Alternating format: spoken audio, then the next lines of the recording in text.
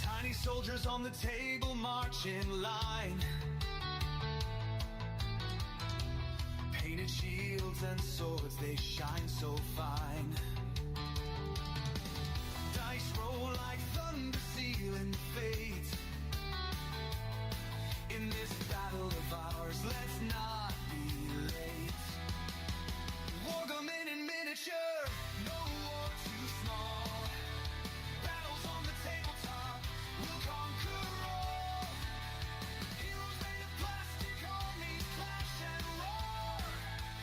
Wargaming in miniature, let's fight some more.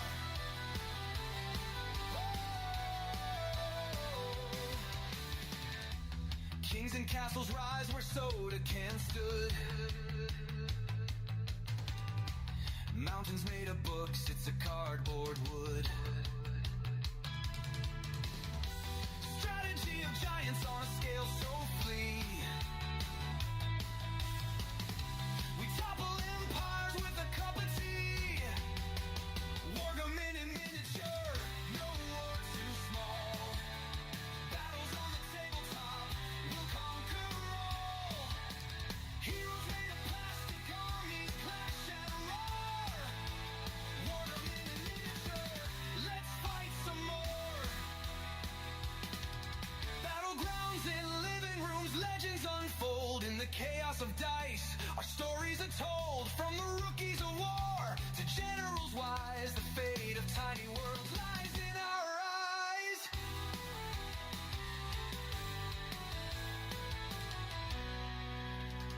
Snacks to the side and the glue close by. We men, broken warriors, give them one more try. Cavalry rides beneath the lamp's warm light. On this tiny frontier, we rewrite the fight.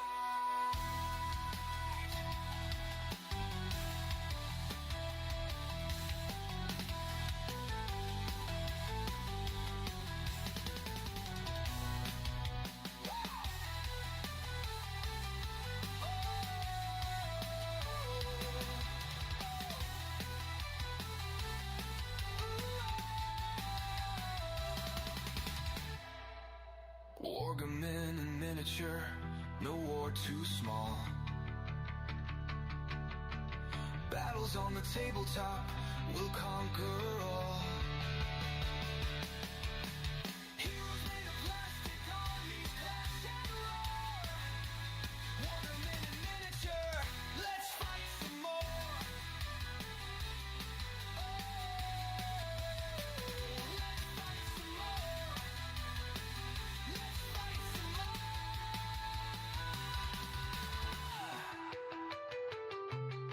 No.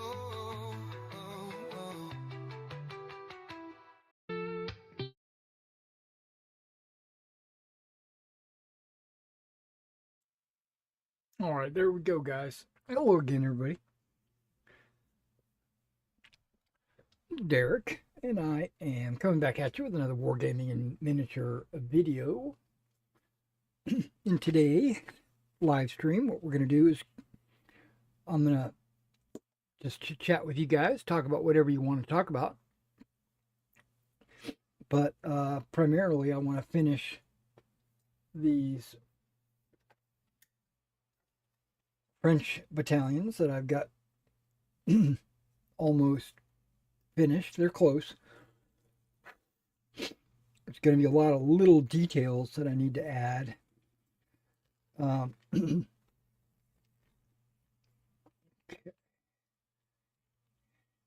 Get my fingers in the right holes.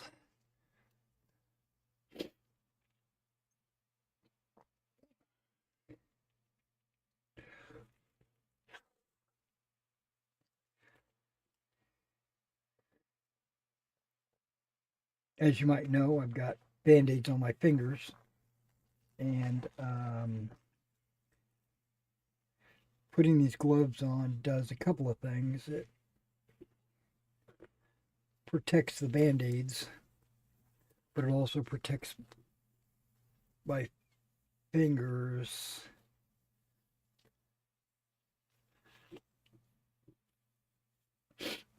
All right. So I've only got these paints right here that I need to work, well, and white, that I want to work with to finish up these guys. I think I'll put that over there.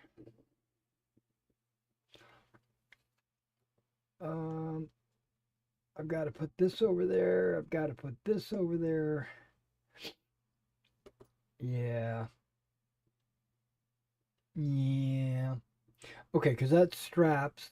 That's the hands on the holding the muskets. And then this is actually a paint that I will use on the base itself. I'm not using it on the figures. All right, let's go ahead and get my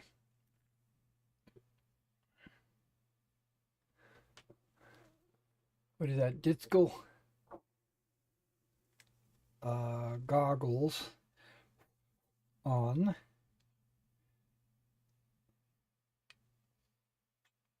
I tuck it under my hoodie because it'll actually hold it in place a little bit better.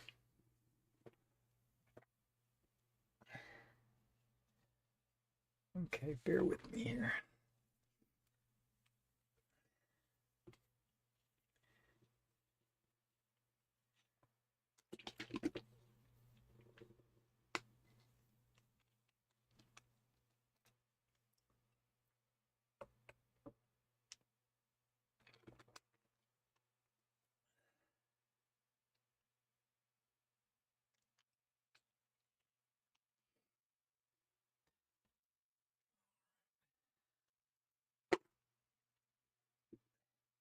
Okay, so the color I wanted to work with first is this dark brown. What I'm going to do is I'm going to go find, I probably should use a reddish brown. This dark brown is not exactly the color I'm looking for. That's whole red. That's actually not bad. You know what? I'm going to use this Warlord Games wood brown.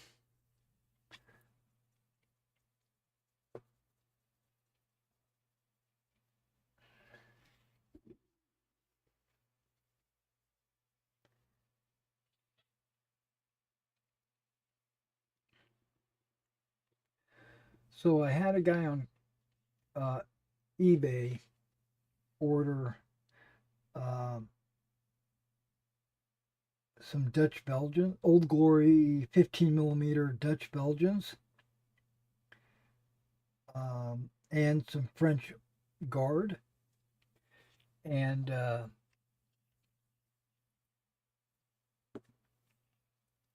probably about 5 packs or something like that.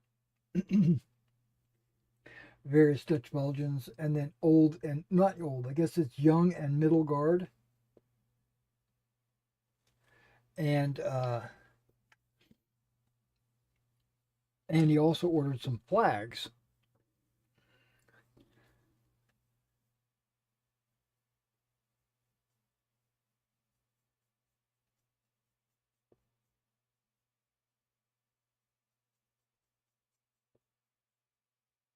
And I noticed he ordered the GMB flags for the Dutch Belgian Jaegers and heavy cavalry, right? Which totally cool. Yeah. But there's a little bit of a I personally have a little bit of a concern about his order. But I try not to read people's minds.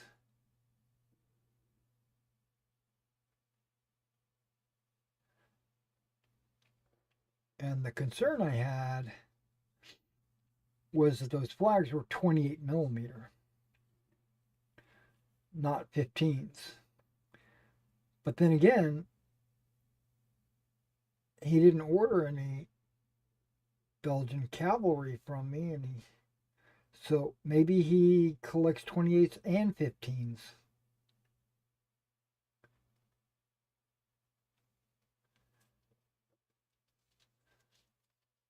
I don't know.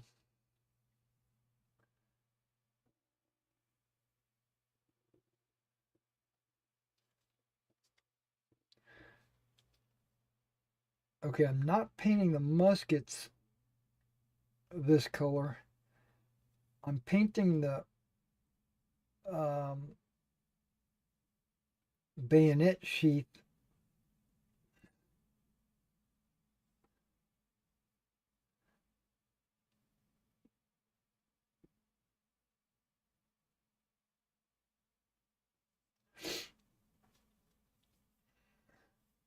Yeah, I haven't painted the muskets yet. That's probably going to be next, actually.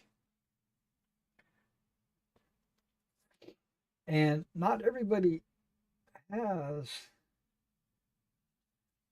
Well, no, that's not true. Everybody's got a bayonet sheath. Most of the elites have them sitting on top of their sword.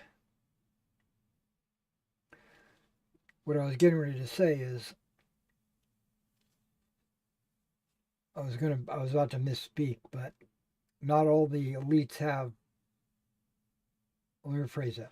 Not all of the infantry have swords.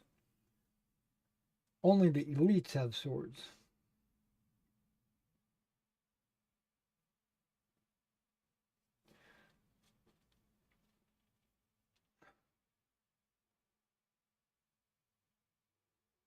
But everybody's got a bayonet. So I just have to locate the bayonet sheath on these guys. Okay. It's on the right side.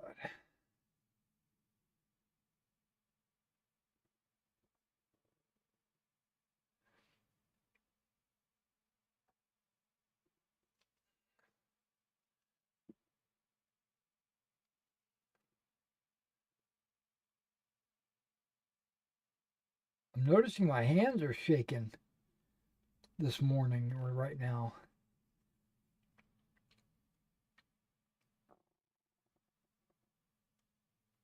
I didn't have a whole lot of coffee or anything.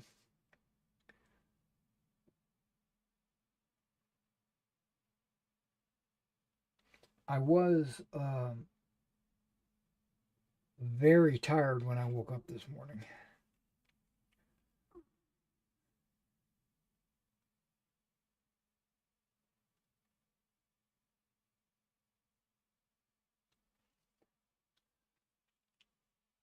Plus, I got a runny nose. So maybe I'm coming down with something.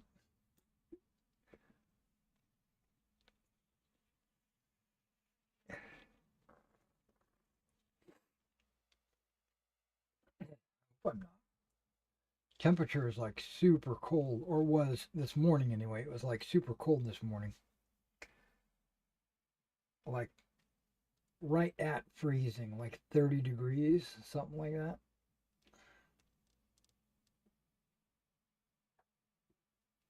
Fahrenheit for our European brothers.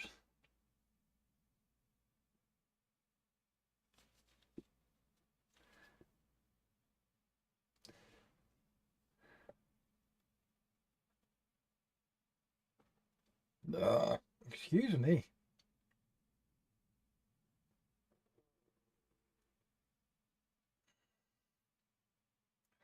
Okay, when I painted the Shakos, every one of them's got an oilskin water cover, and I painted different colors.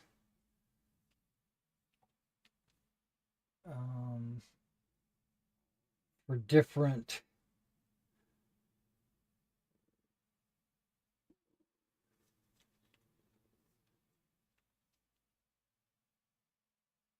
and I kind of randomized it.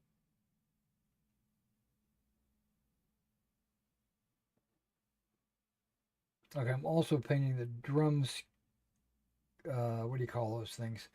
Sticks.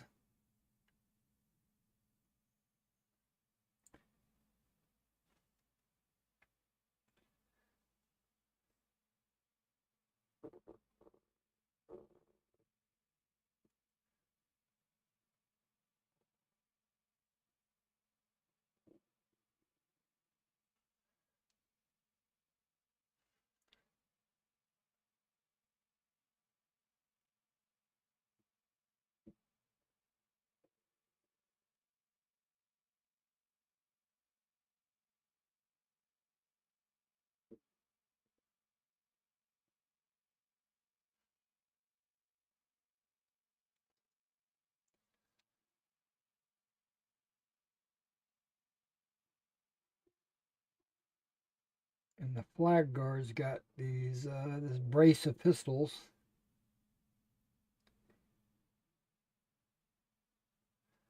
Painting those handles.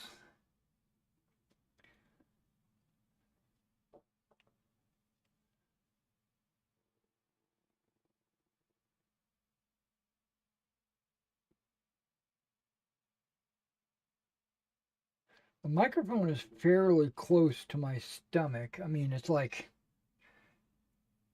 less than 18 inches away. I wonder if you can hear my stomach talking to me.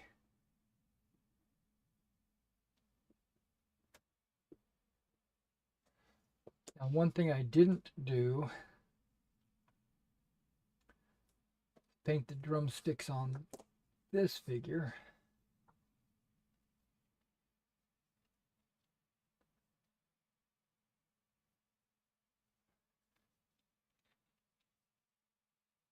He's carrying the drums.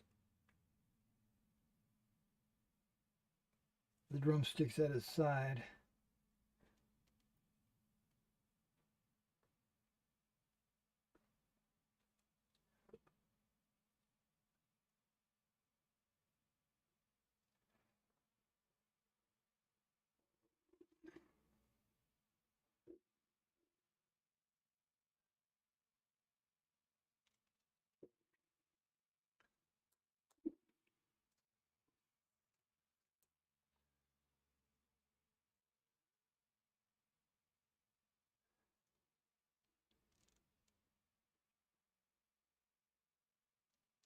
If my stomach gets any worse, I'm going to have to go use the bathroom.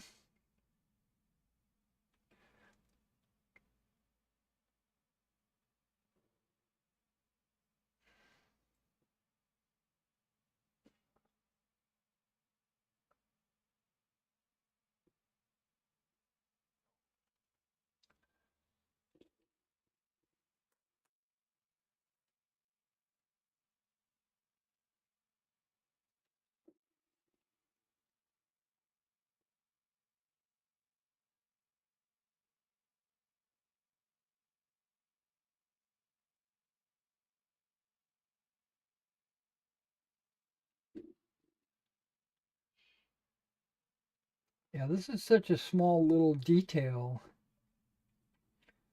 that I probably could have gotten away with not painting it. You know, just ignoring it and letting the wash kind of highlight it or whatever.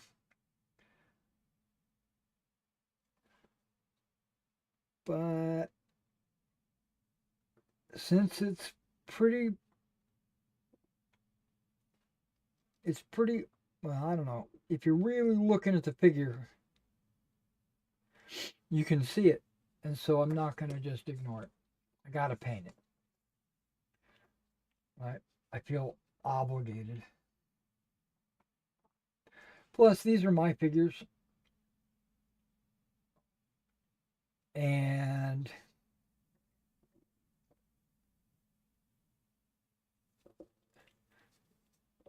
I come from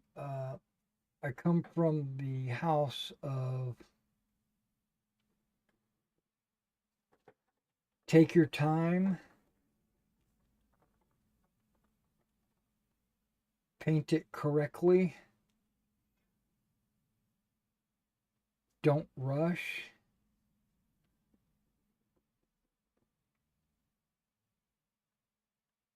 There's no reason to try to speed paint it.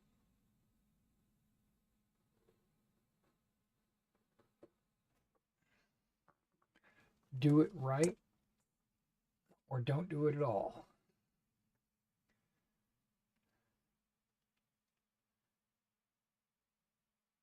You've heard that before.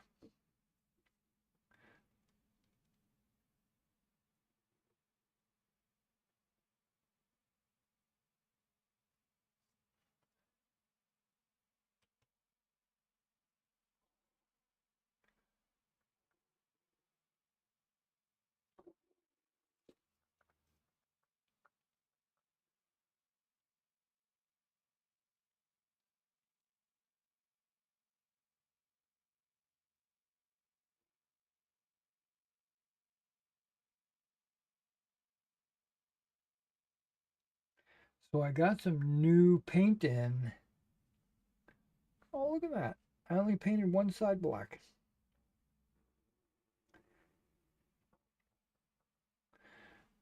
I got some new paint in yesterday or the day before yesterday.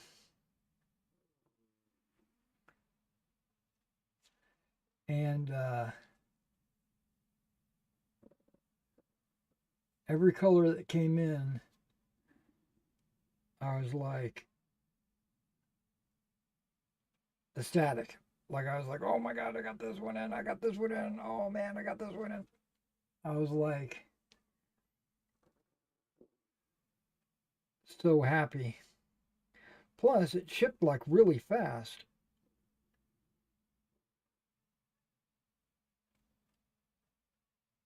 Like it left the warehouse like in 2 or 3 days. I ordered it on Friday, and like Monday it got shipped out. And and then, like I said, I probably got it on Saturday.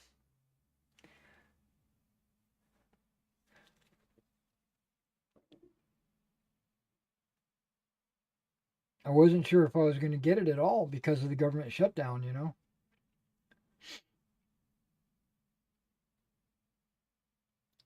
But I guess the postal service is not shut down. That's very good.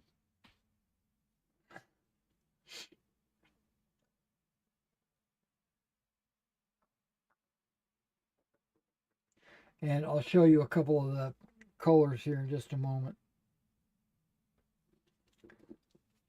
Nothing's like super special about them. They're just colors that I couldn't believe I didn't have. You know, it's one of those things.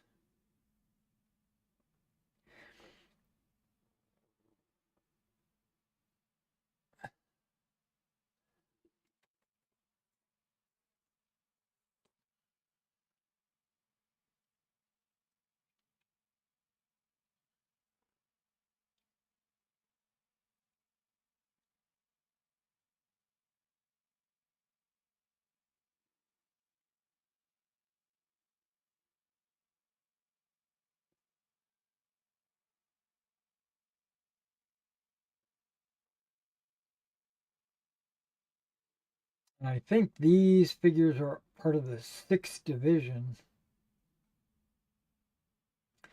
What is that? Jerome? I think, maybe. So I pulled the 6th division over here. It's on my printer. The ones that I've already finished.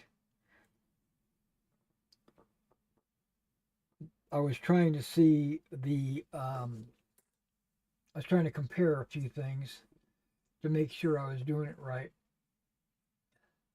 And I am. Because I'm just that good. I'm perfect in every way.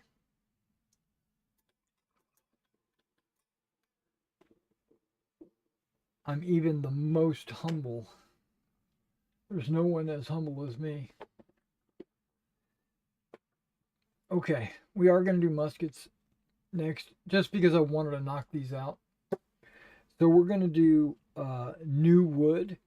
But what's funny about this, what I just thought about, I'm going to mix it with what's left over from the warlord wood. I'm going to get so it's going to darken this up, or it's going to lighten that up. It's however you want to think of it. That was 2 drops and some water. I think this is going to be like 4 drops because I got a lot more musket to do.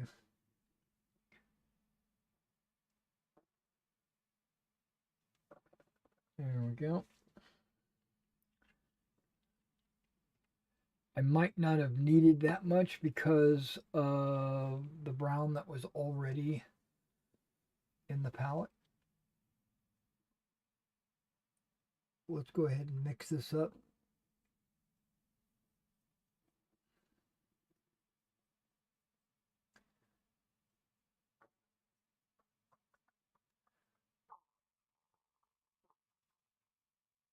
Man, my stomach is like being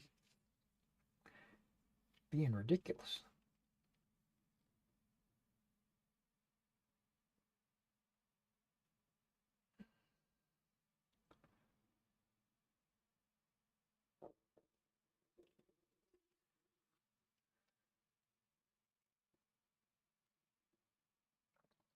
And what's really cool is this comes out as a really cool color. I'm like very happy with my decision.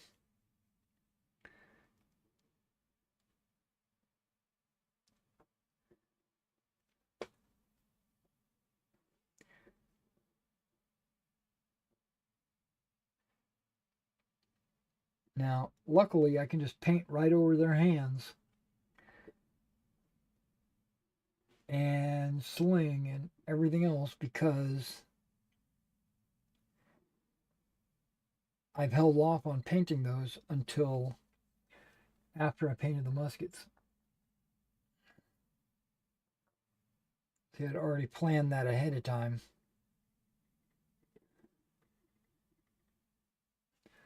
That I was going to paint the wood.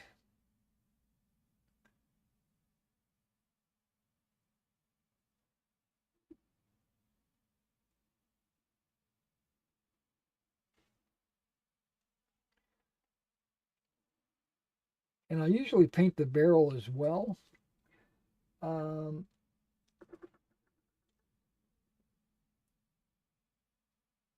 because sometimes, in this case, I don't need to do that. But sometimes I'll use a gray primer or a white primer, depending on the dominant color of the uniform. And whenever I use gray or white primer, when I paint the musket, I paint the bayonet as well and the barrel, so that when I do the metallic, it'll go on top of the brown a lot better than it'll go on top of white or gray. But in this case, it's a darker brown. It's actually the German red brown. Um, Metallic will go right on top of that with no problem.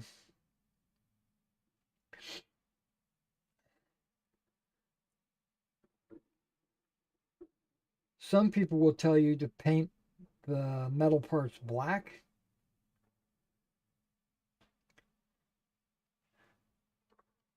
And then just hit them with a little bit of not a dry brush, but just a very thin attempt. I don't know. There's got to be a technique. There's got to be a name for it. It's not officially dry brushing.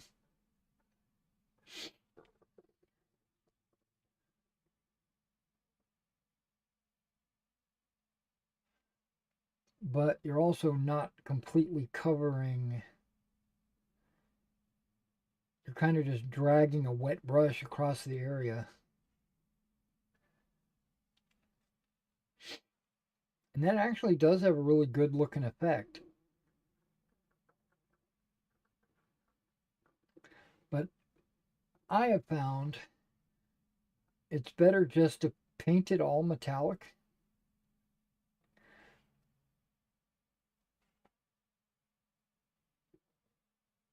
Because when you apply the wash, it's gonna make a better looking effect.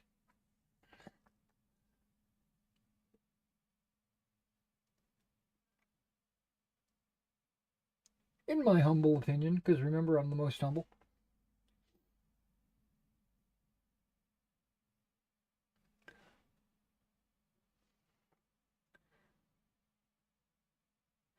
This brush might not be big enough for this task.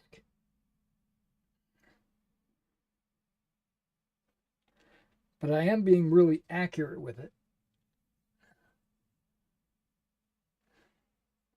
I think I need to go one size larger.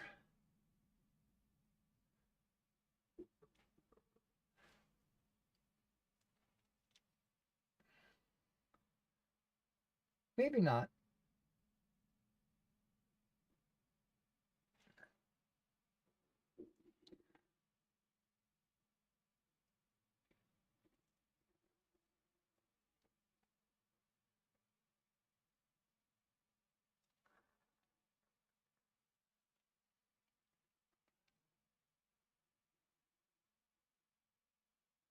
Usually when I paint the musket, I'm really close to being finished.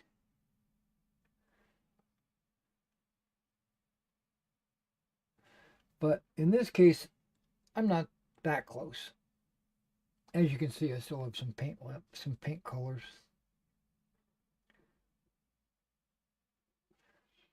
I just thought it would be a good time to do it, get it out of the way.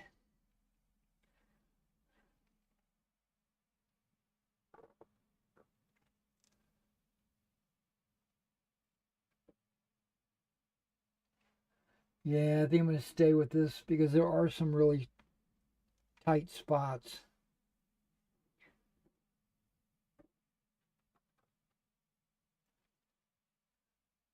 Specifically the underarm. The part where the stock rests up against the coat on the inside. Because it's got kind of a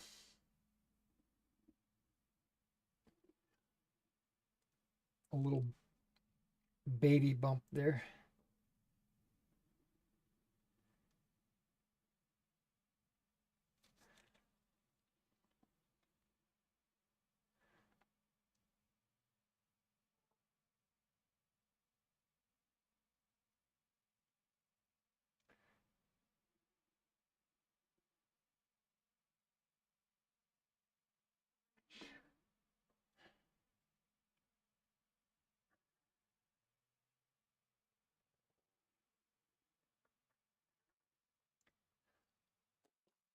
Okay.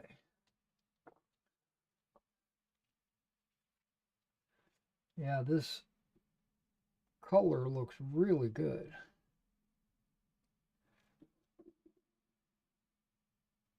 It's a 2-drop Warlord wood, which I think Warlord paints were made by Army Painter.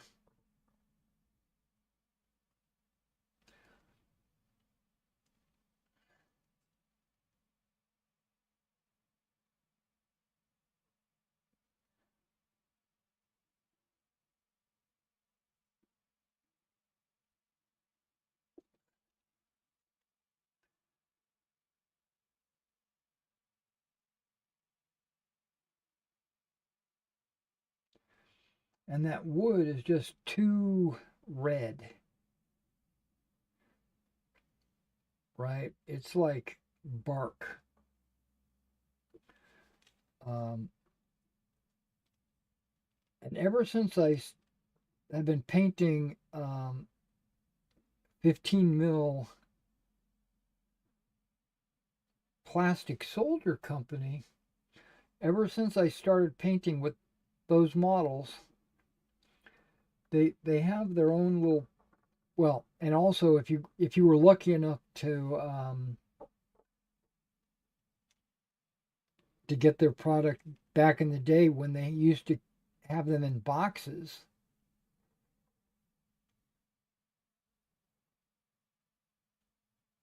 Army Painter now is in a bag. Not Army Painter, what am I saying? Plastic Soldier Company. They now sell them in bags. But when I had gotten them in, maybe it's only been about 2 years, 3 years, something like that. Um, I got into the Plastic Soldier Company models right at the time when they were doing the transition over to bags. So my first few orders that I got were in boxes. And something I really appreciated was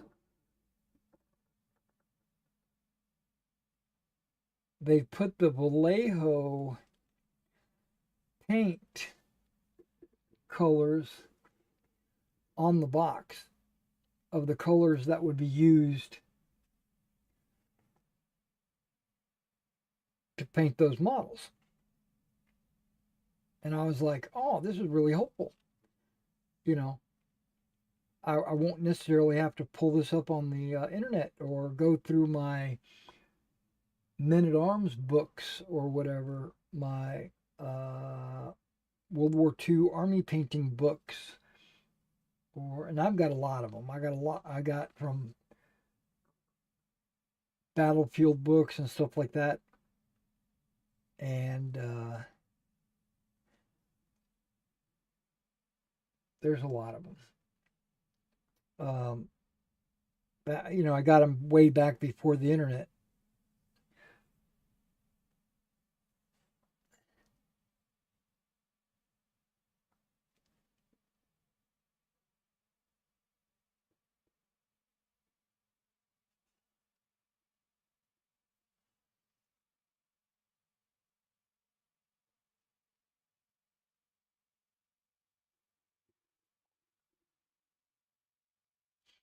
But what I was getting at is, if I remember right, there was, I think it was a British paratrooper box, and it listed off all the various colors for all the different aspects of the uniform. And then when it talked about the rifle, this box said new wood.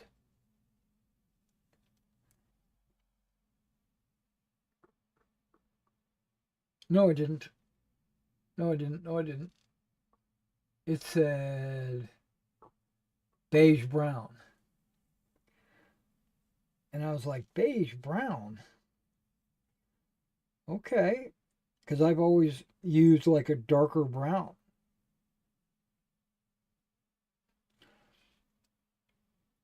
And so I painted my Napoleonics, I painted my World War II,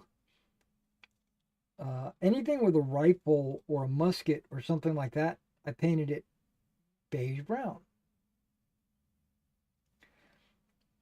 And then Vallejo came out with a color called New Wood. There's also one called Old Wood.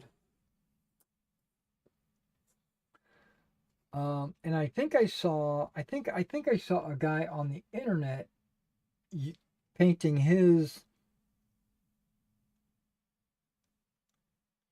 SS with new wood. And I said to myself, that new wood that he's using looks almost exactly like beige brown. So of course I ordered some, and it does. They're almost identical. So in an emergency I could use beige brown, but I pretty much switched over to new wood.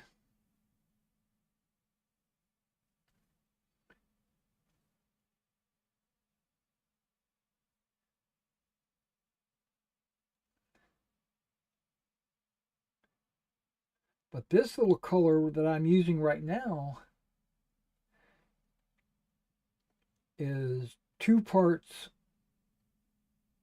Warlord wood and 4 parts Vallejo new wood.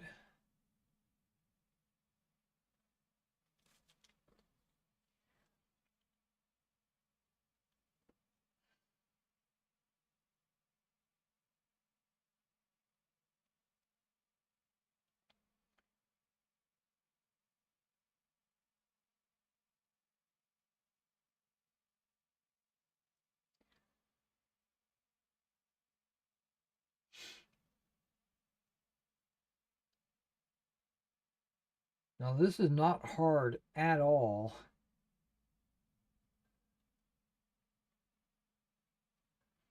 It's just a little monotonous and time consuming.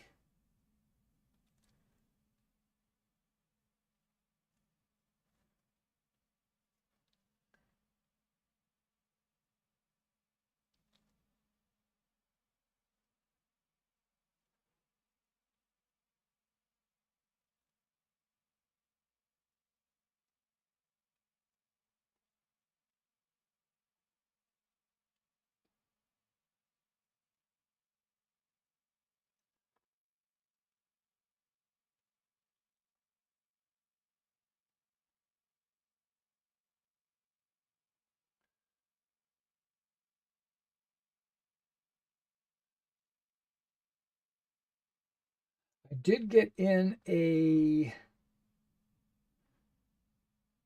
think I got in, I'm trying to remember, I think I did get in one of the new Army Painter colors. It's part of their Fanatic line.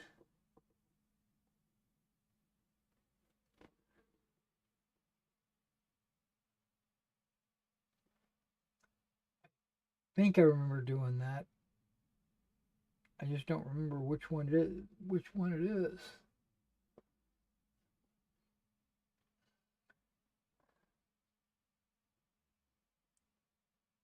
Oh, yeah, I know which one it is. It's Paratrooper Tan.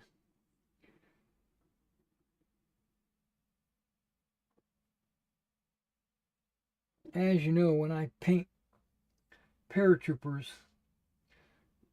I like to paint the D-Day uniform. Mainly because it's distinctive and it's different. It's not green, you know.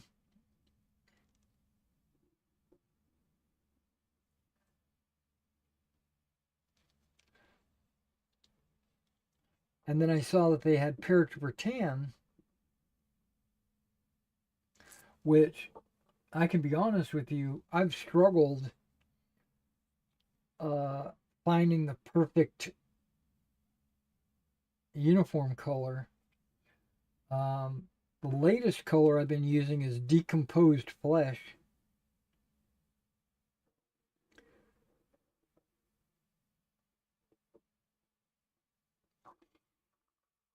And that color works really good. It's exactly what the color needs to be, but I've always felt it was just a little bit something a little bit off about using decomposed flesh or whatever it is.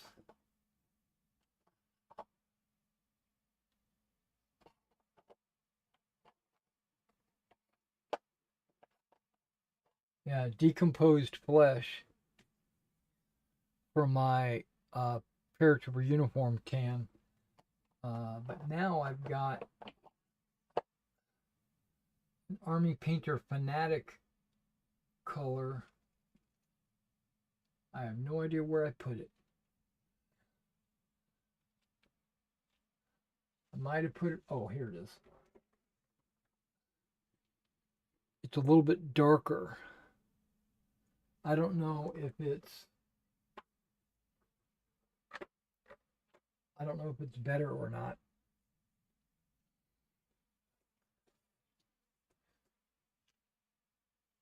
I think it's too dark.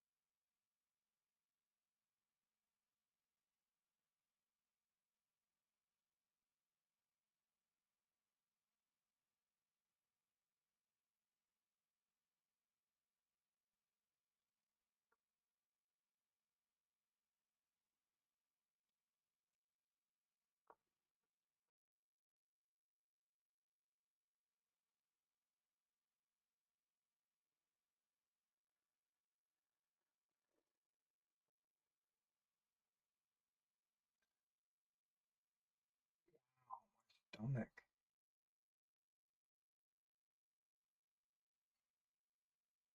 Like it's full of gas or something, and the gas is just trying to escape.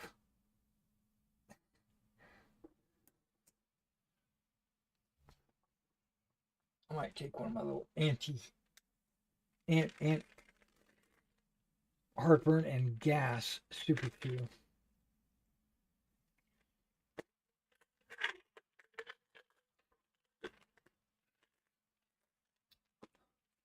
On this package, it says don't take more than 5 of these a day. So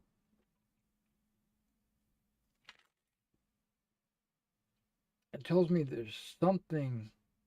It's got calcium carbonate as an antacid.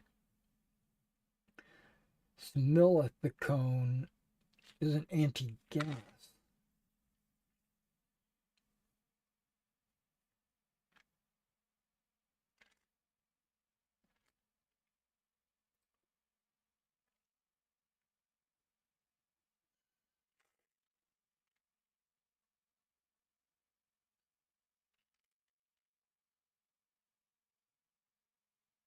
Yeah, do not exceed 5 chewables within 24 hours.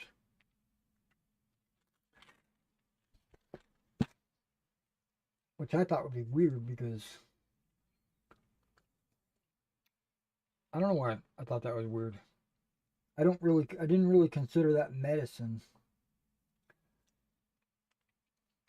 But I guess too much of anything is a bad thing.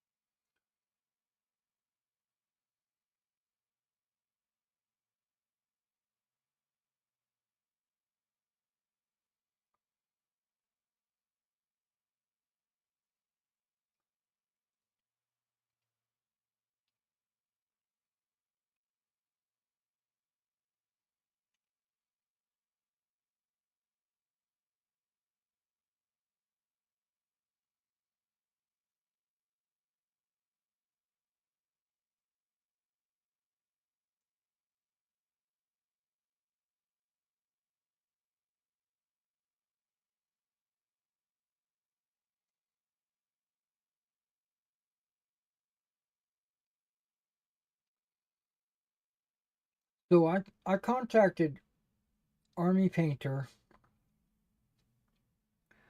um, on the side when I when it, it's hard to talk with this tubal in my mouth.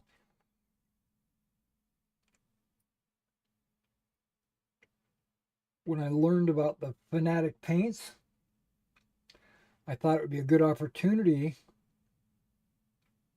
for me to do like a review of them.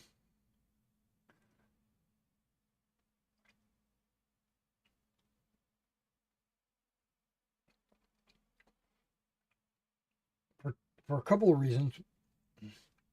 One,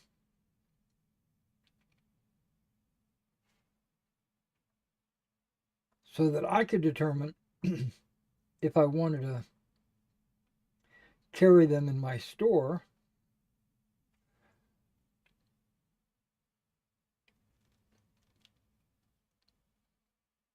which, if you know about me, I don't carry anything in my store that I personally don't use.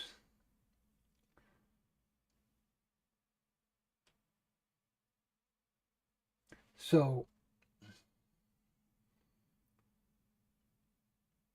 I would get them in. I'd paint some models with them. I'd check out the pigment of different colors on a palette. I would talk about if they're any good or not. And if they were good, I would stock them in my store. And I would also use them on figures.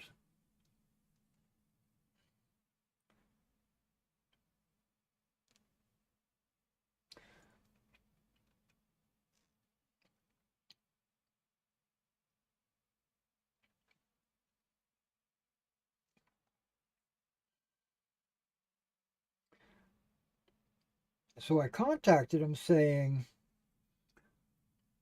I would like to review your product on my YouTube channel. And if I like them, I would like to carry them in my eBay store.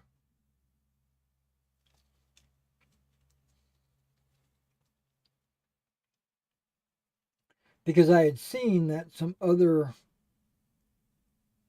content creators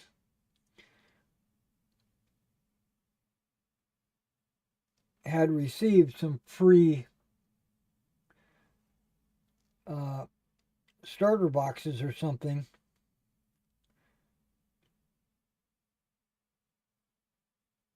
to try out their colors.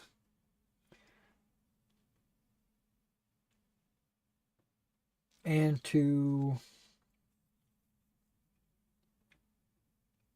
share it with their audience. Because that would be good advertising for Army Painter. So they sent out these kits or whatever. Now this was before Fanatic was even released, okay?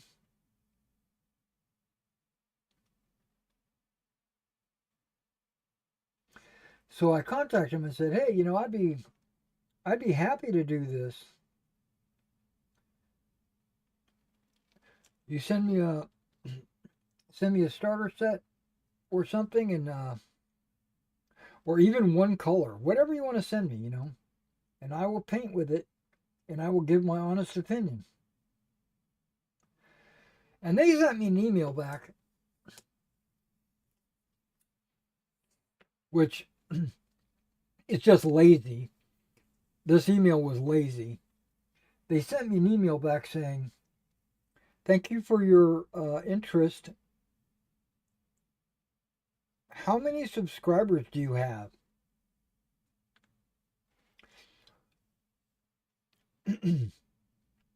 Okay. This is why I say it's lazy. Because they could have just went to my channel which I included with the request. They could have looked at the subscriber count and then just knew. But they sent me an email asking for that number. Like, how many subscribers do you have? Well, I sent it back. At the time, I think it was 10,000.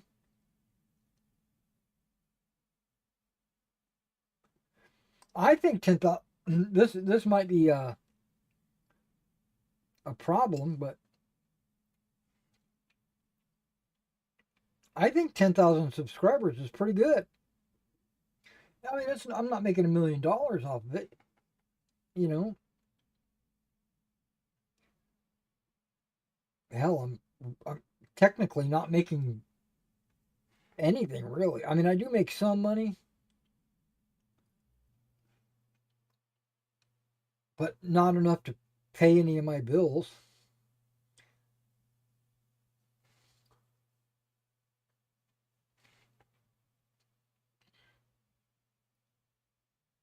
Maybe my water bill, maybe.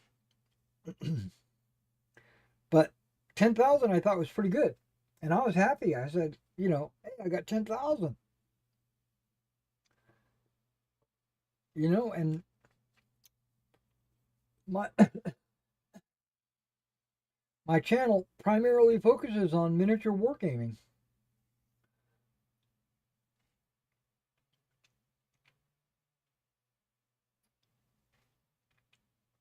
And it can you believe this? They sent me an email back saying, "Thank you for your interest, but we're going to have to decline. 10,000 just isn't enough."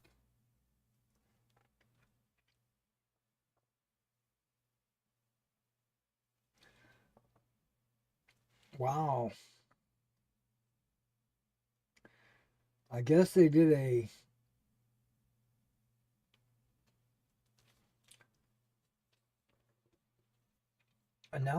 an analysis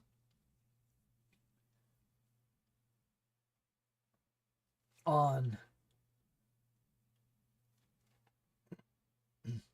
how many subscribers a YouTube channel needs to have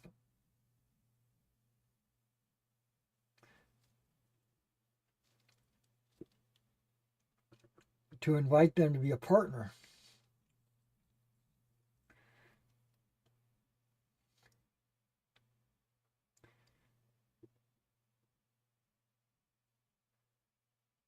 So guess what? I felt kind of slighted.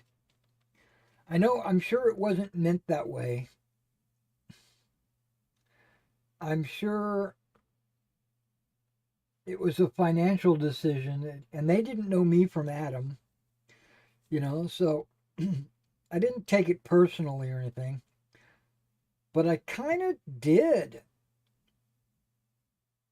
I kind of took that personal. So I pretty much stopped using their product. Let me rephrase that. I didn't stop using them. I stopped buying them. So I don't go to their website anymore. I don't buy anything from them anymore.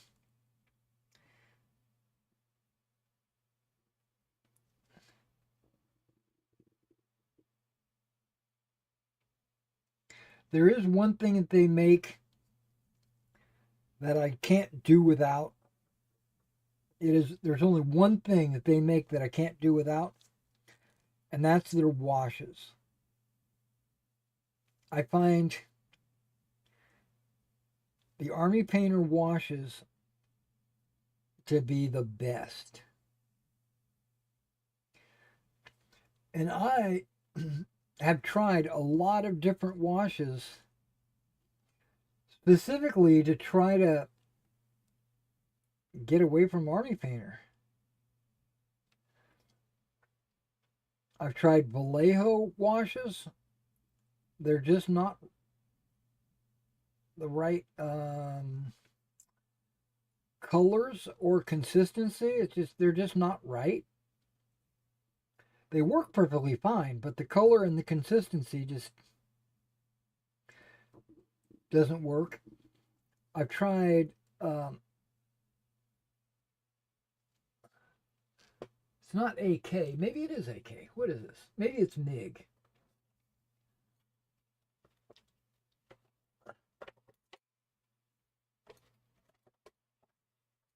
I'm having a hard time get to it. There we go.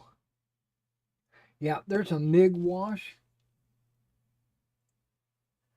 I tried that. It's the worst. Don't ever use that wash. It sucks.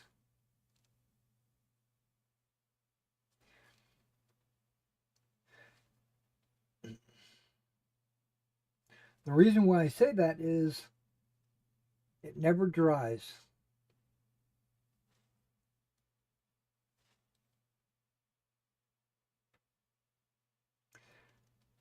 I the color is just perfectly fine. When you put the wash, it's a dark brown wash. When you wash something with it, the picture comes out excellent. I mean, it really does. Come on, it applies and dries. Let me rephrase that. It looks like it dries excellent. But what it does is when it dries, it kind of leaves like a powdery residue on the model. So I always do a wash and then later go in and put a dull coat on. And every time I tried putting a dull coat on top of a figure that I washed with that wash, the wash um,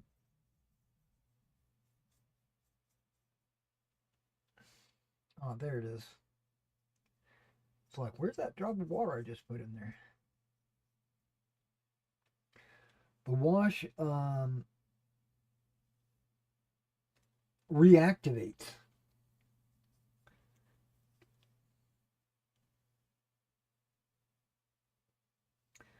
And then it just makes the model dirty.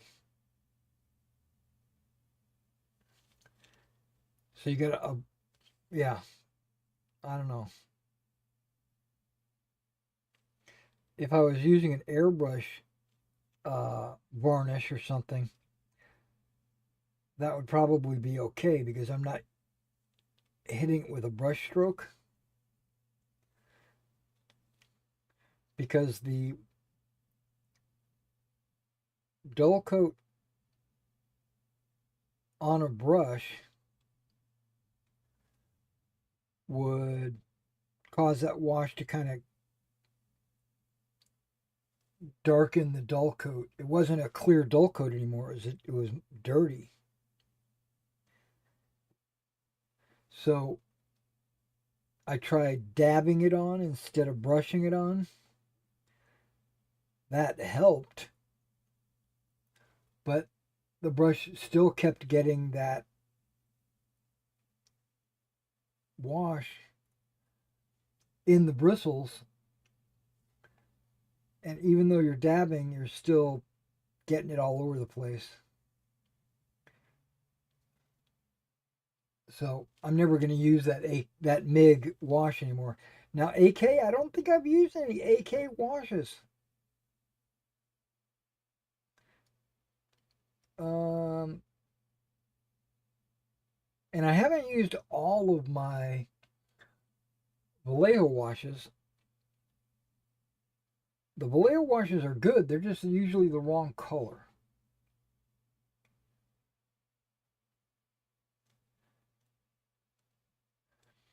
And the Army Painter uh, tones, soft tone, light tone, dark tone, they all work perfect.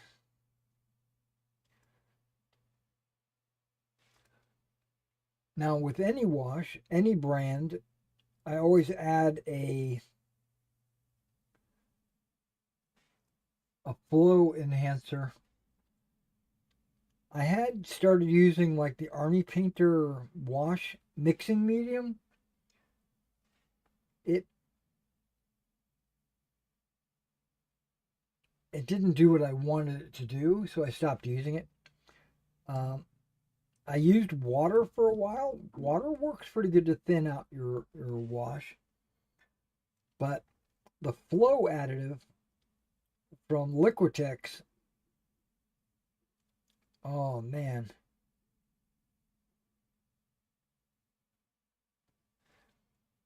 that's the chef's kiss right there.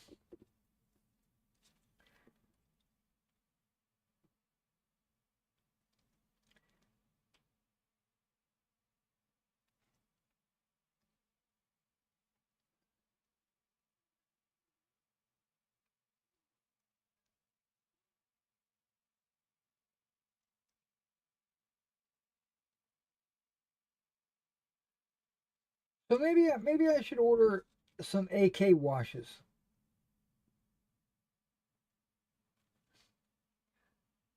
I still have dozens of, I mean, literally dozens of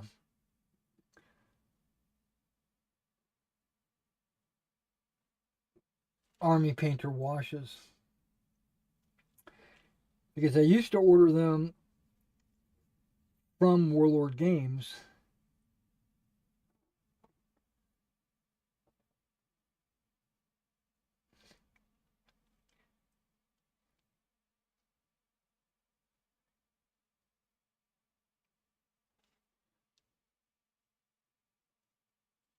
And as a retailer, if you order any paint from Warlord, they send it to you in a box of 6.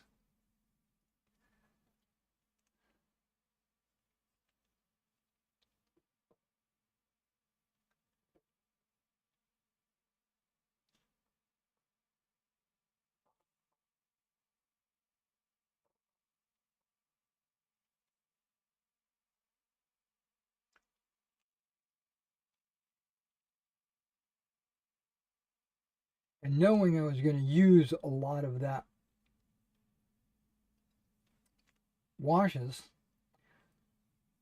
I ordered a number of those 6-packs.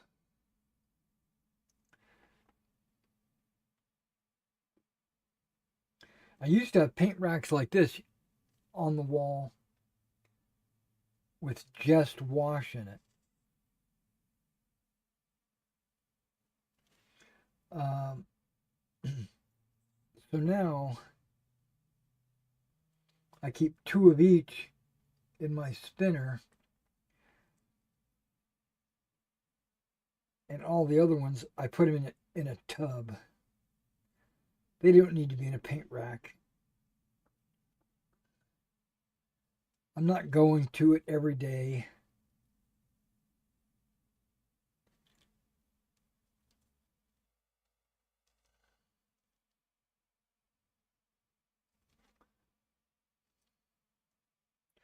I also ordered all that back when I was doing a lot of 28 millimeter models.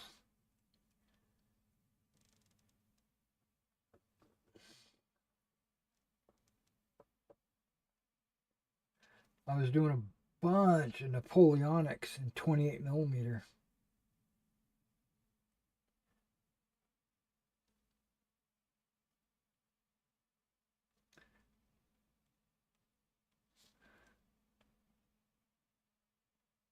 Yeah, all these 15 millimeter Napoleonics that I'm doing for Quatra, I had done in 28 millimeter.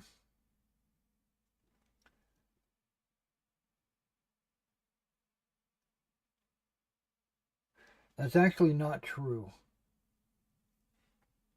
Looking back on it, um, a battalion would be normally 24 figures.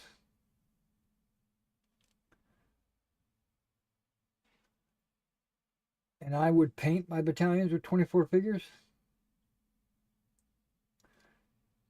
But when it got close to NashCon, I said, I'm not going to be able to finish every battalion with 24 figures. So I made a shift so that I could get all the battalions done. And I started painting them in 16 figures. So instead of 6 bases,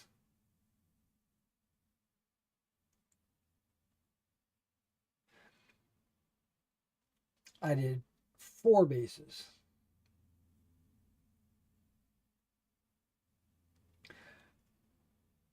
So I took all the figures that were in excess of 6 bases and I applied them to the other battalions.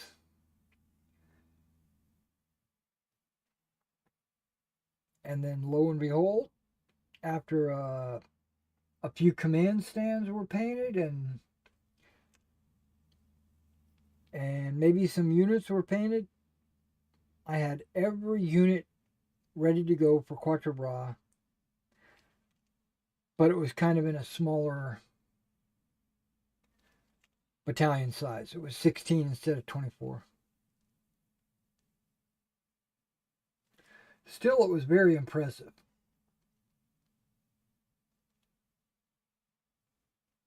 Very impressive.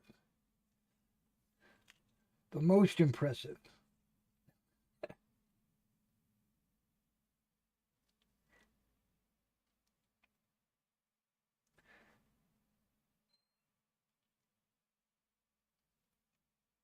I made a tarp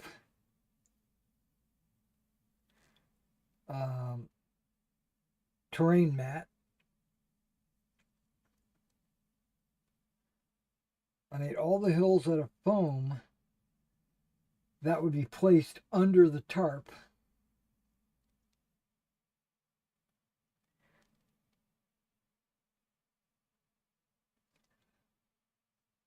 And I used it once.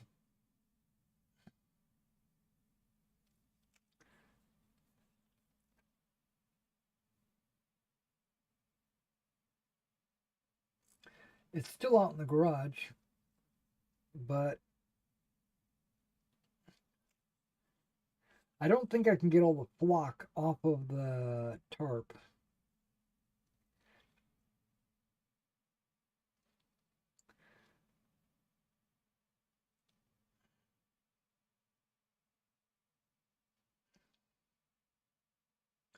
I made another one afterwards with just paint and not grass and water texture and all that. I did all this stuff on this play mat to make laying out the battlefield easy for a convention. I could just lay the mat out and boom, the terrain was done. Put the hills underneath it. It would take 5 minutes. The new one, I said, you know what? I'm not going to go through all the effort of taking a tarp, putting putty all over it, painting it,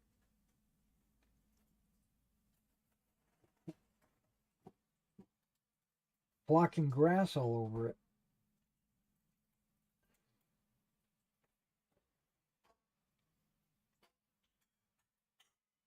Doing the roads and all that stuff.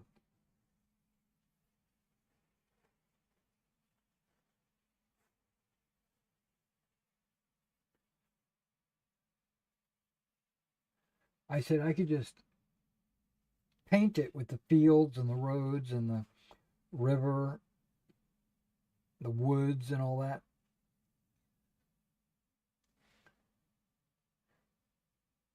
And we could just play on a blanket basically.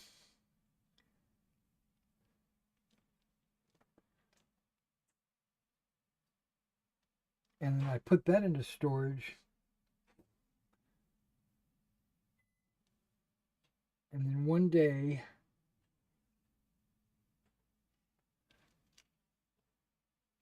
I see that it's this map that I had made is being used as a rain protector for our lawnmower.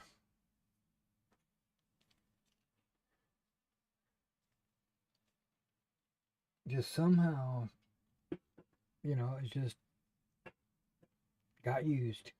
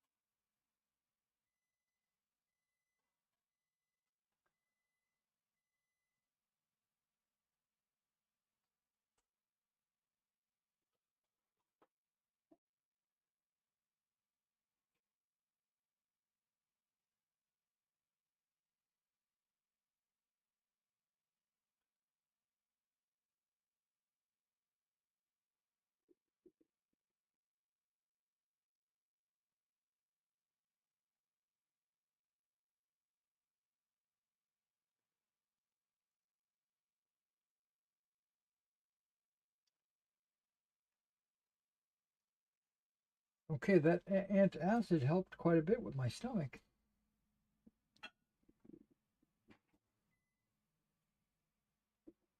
I'm still hearing a little bit of growling, but not like before.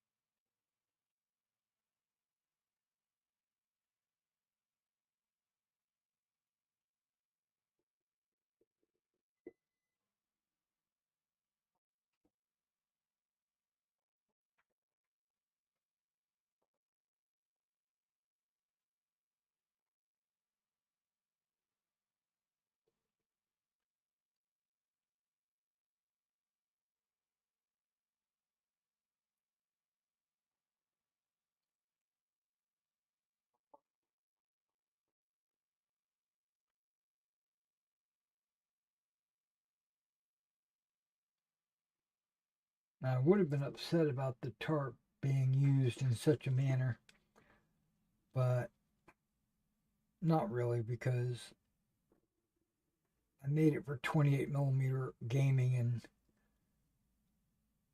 I pretty much abandoned 28 millimeter gaming.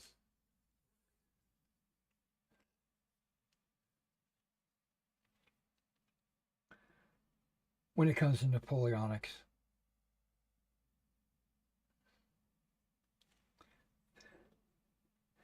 And ancients.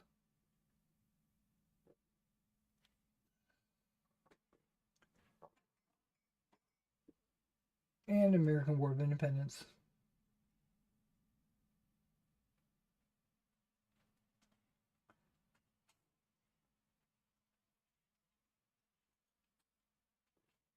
Anything that's mass battle, where you got tons of figures on the table with moving around on movement stands, that's 15 millimeter.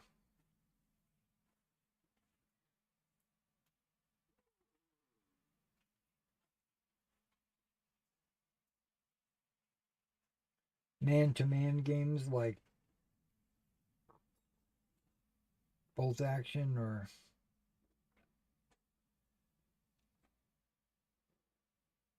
Lion Rampant or Erewhon.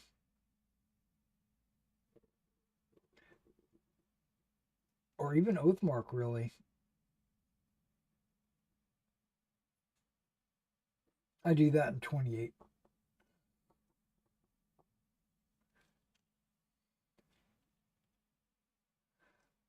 But I could very easily play Oathmark in 15 millimeter. Because there are companies out there that have 15 millimeter fantasy figures.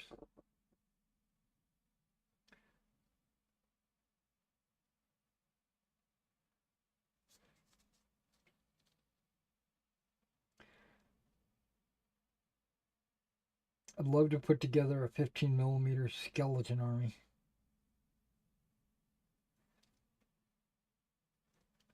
Is this the last stick? Okay.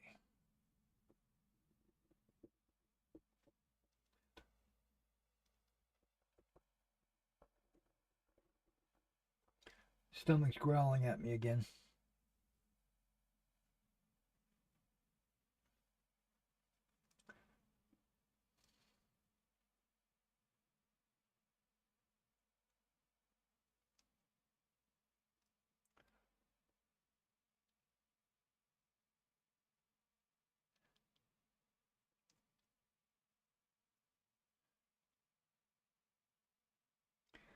I haven't looked up at my computer in a few minutes, so if you guys had put any chats in there, I'm sorry, I haven't looked up. Been focusing on these figures.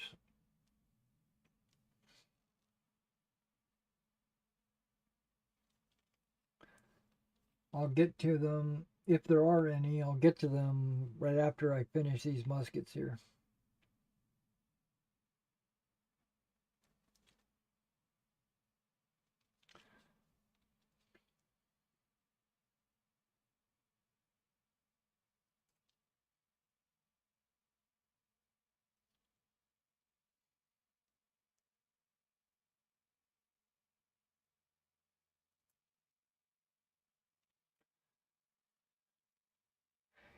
Now, I'm not looking at these line units and saying, oh, these are the last 3 line units that I'm ever going to have to do.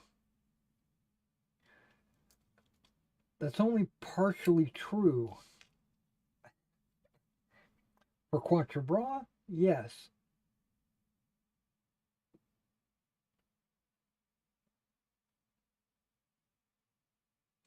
But when it comes to Waterloo, no. Okay, this color is done.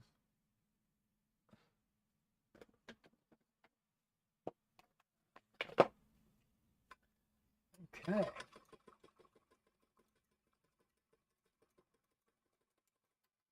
Making some really good progress. I'm kind of that musket is really going to be the longest color out of all of the colors that I've got available. Well, white, but yeah, I think I might be able to do these all in the next 30 minutes to an hour, maybe. We'll see. Nope, I don't see any chats, so that's perfectly fine. Don't worry about that, guys.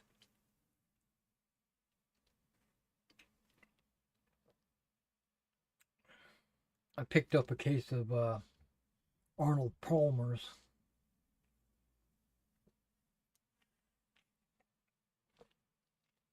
These things are wonderful. It's a tea with lemonade. A lot of vitamin C, 110% vitamin C. Where's the caffeine on this? Is there any? There's calories.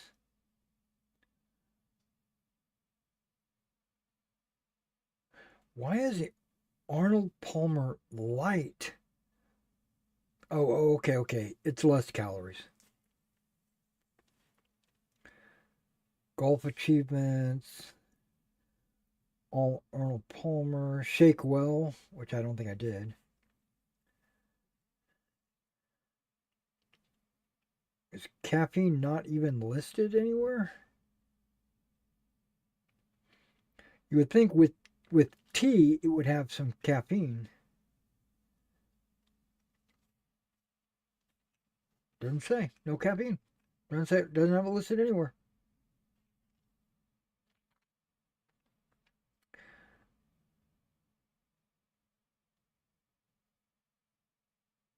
It's not a significant source of saturated fat, trans fat, cholesterol, dietary fiber, vitamin D, calcium, iron, or potassium. Okay, so it's saying it doesn't give you any of that. It is black tea. It has pear juice. Oh, interesting. Okay, whatever. Moving on. I'm going to do flesh. Now, the only flesh that I've done on all these guys is their faces. Um, but I know I made a couple of mistakes when I was painting their visors on their Shakos black. I know that I touched the face on a couple of them. So not only is this a hand job, but this is also a face job.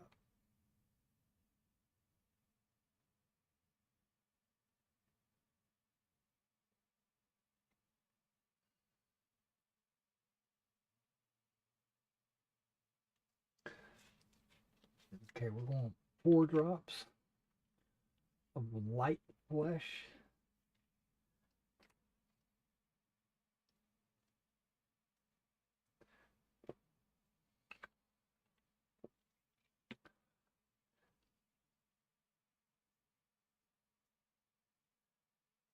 Water.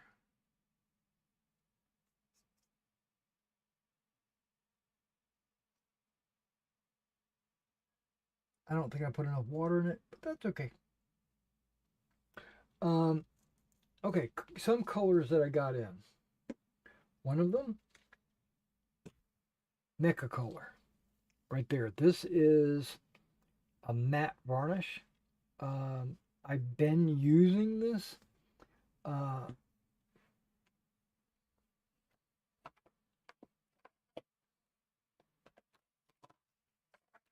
in a different packaging. That's Mecha varnish, matte varnish. It's done, the packaging's a little bit different.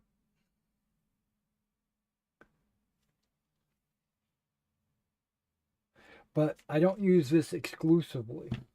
But I did get some in because you can see it's only about that much in the bottle. I knew I was going to need to get another bottle soon. So I just, since I was ordering from that company, I said, let's just go ahead and get that in. So that's one thing I got in. Plus the, hold on. This brush might be too big for this.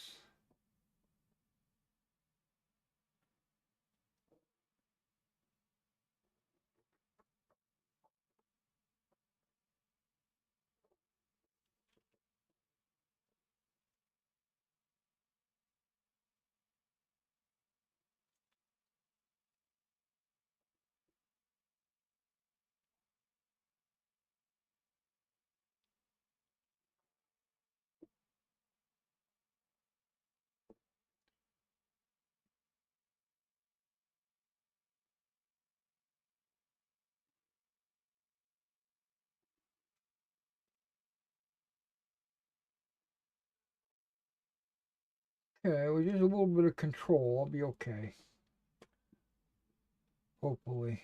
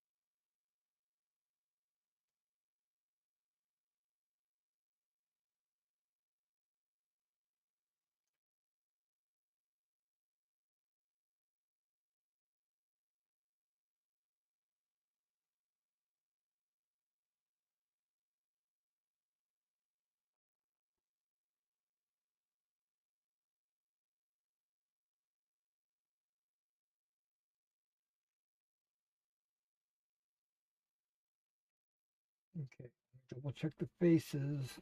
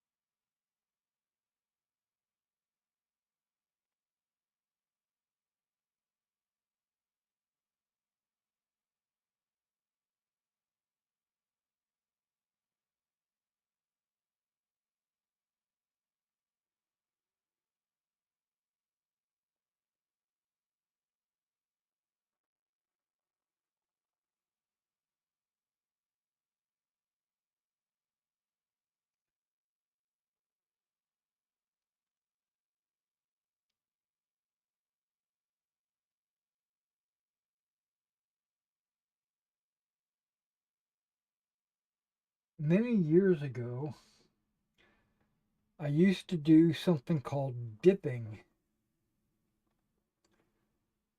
Not tobacco, figures. Um, you get a woodworking polyurethane varnish.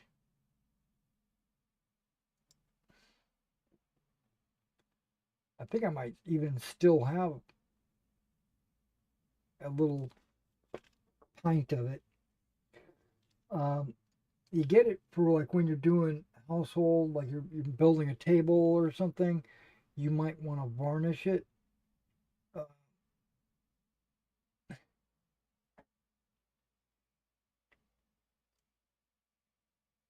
well, they make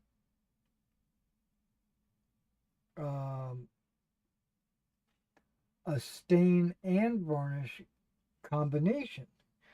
So you could get like a chestnut or a brown or oak.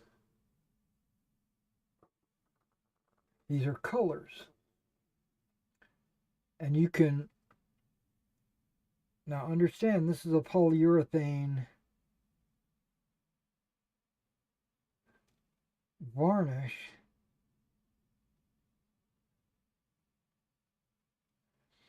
And if you were to apply it to a table or something like that with a brush, you would need to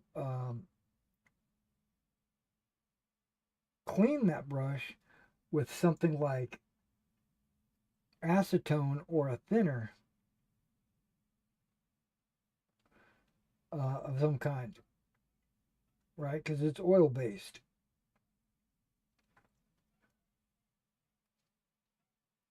But if you dip, you don't have to worry about brush cleanup or anything like that.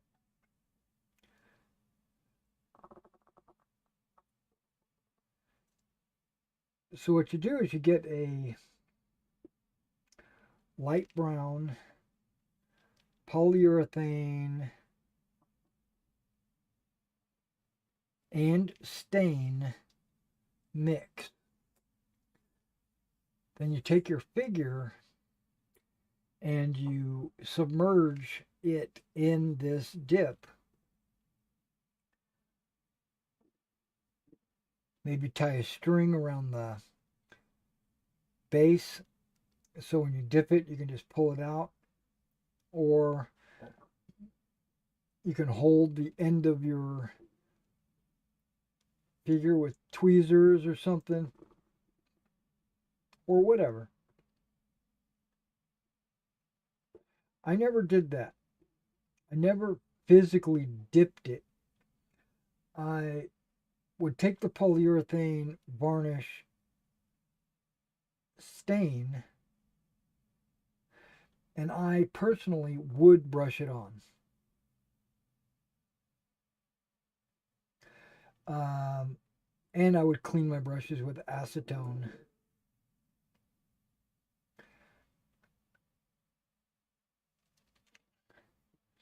And what that did,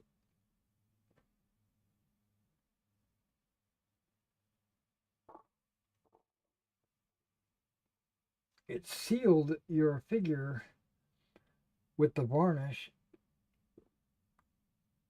but it also washed it with the stain.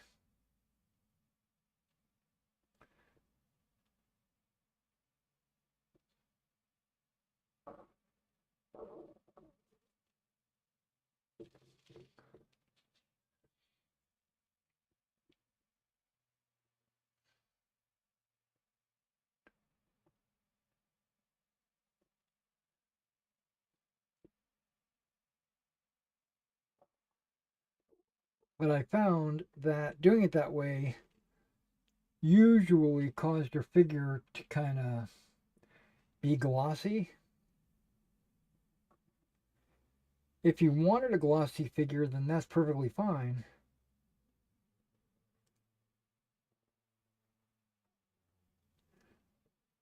But I wanted mine to be dull.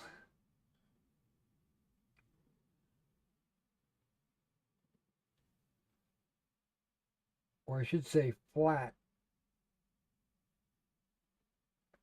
So I'd have to go in later with a flat tone and or a dull coat.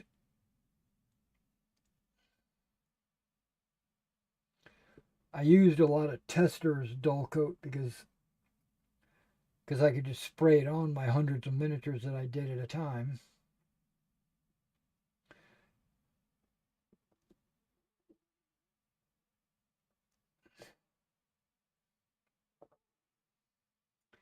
And then I saw,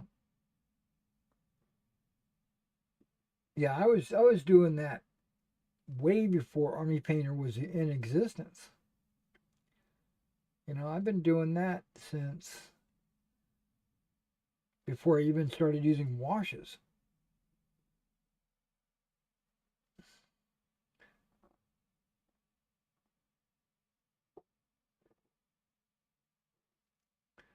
But I saw that Army Painter came out with this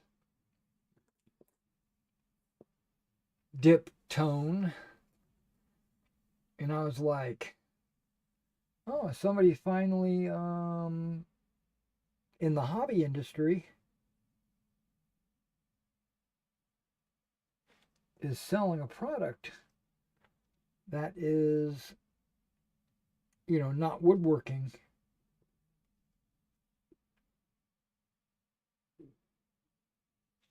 But it is exactly the same thing.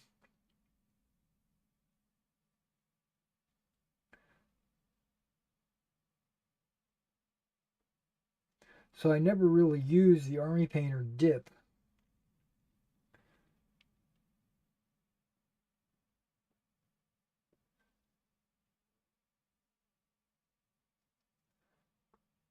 Because I had my own dips.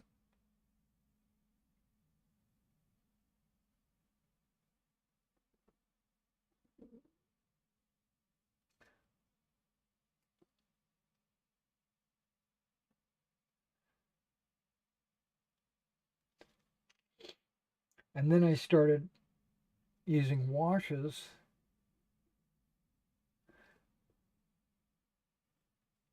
And so I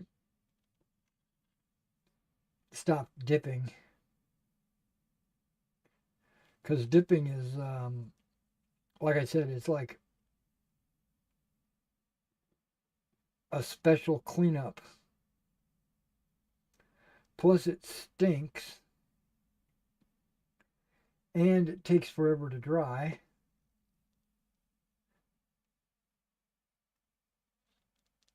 And you could make a mess with it because you might drip it on something.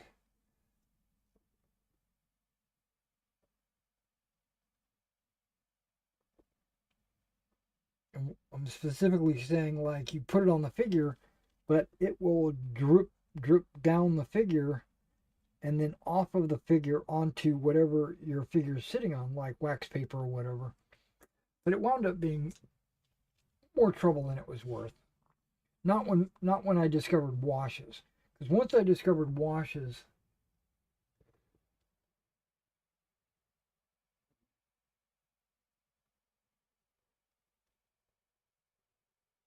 I no longer needed a dip anymore. It sped the process up.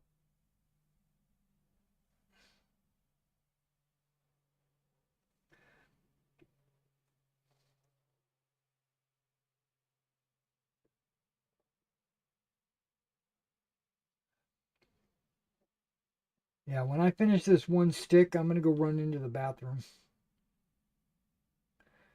See if I can't resolve whatever's happening in my stomach. And then I'll be back.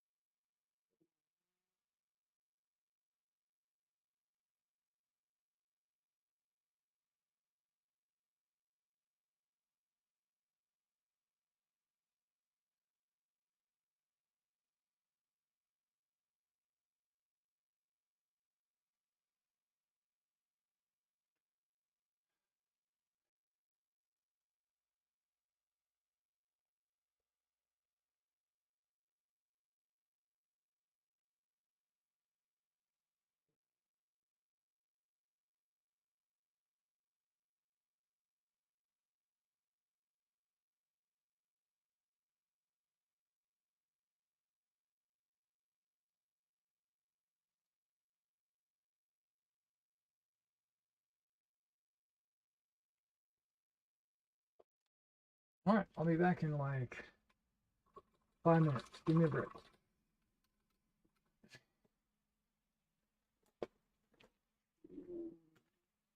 Finish the flesh.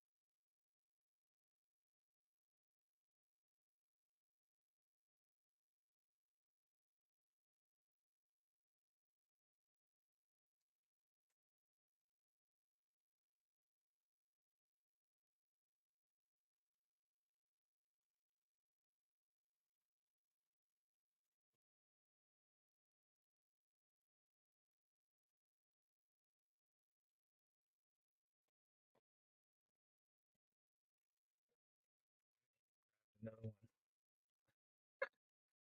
Just in case. Just in case you got really thirsty. Alright, we're back to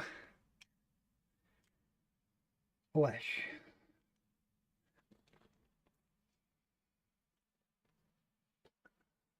I've gotten 6. Okay, so I got halfway.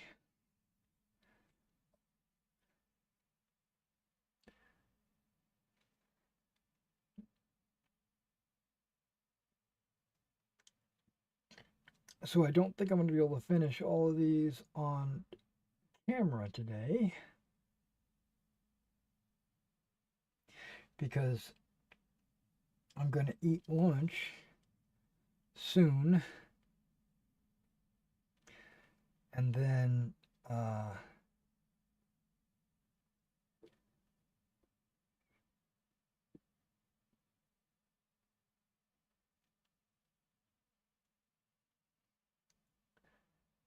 yeah, I'm going to eat lunch soon and then get back at it after lunch.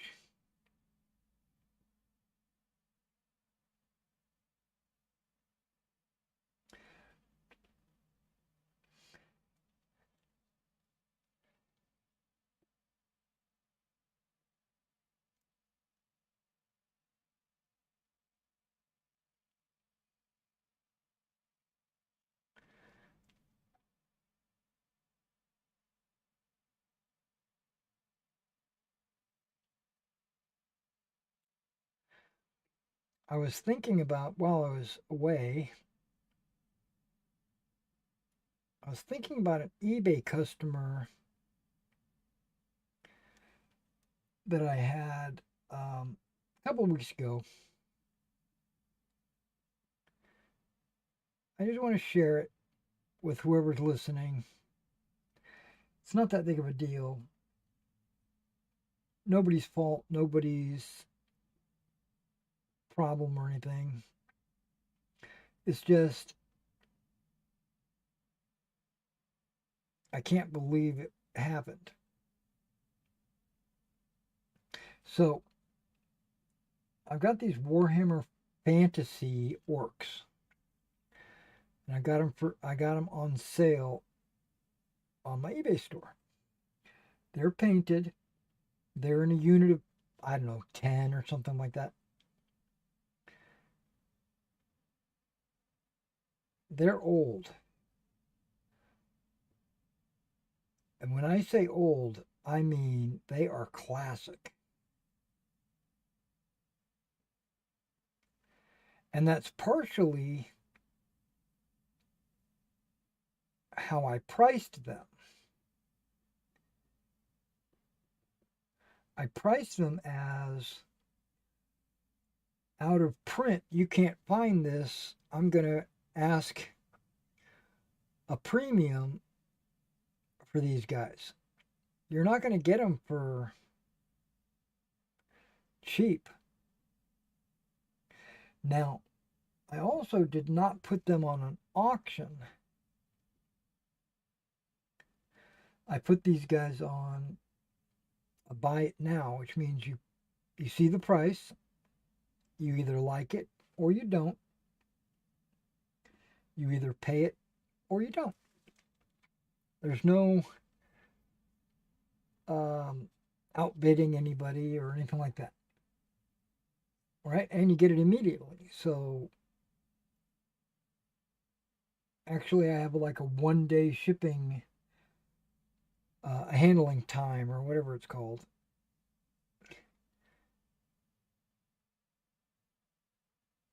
But even though I have that on my account, that's only on there as kind of like an emergency. Because normally I will ship it up the very next day. Like, you pay for it on Friday and it'll be in the mail on Saturday.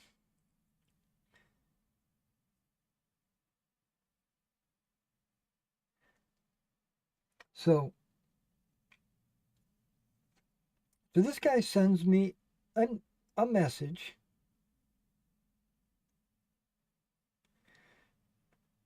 And he says, I saw these orcs on there. They were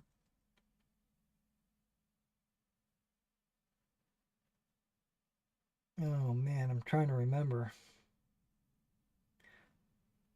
$35? I'm just going to pull something out of my ass. Like 35 bucks. He says,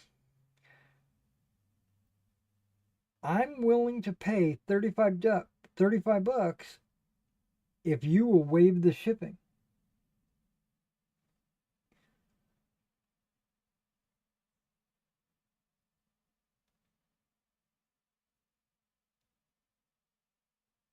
And the shipping, he estimated the shipping is only going to be about $4,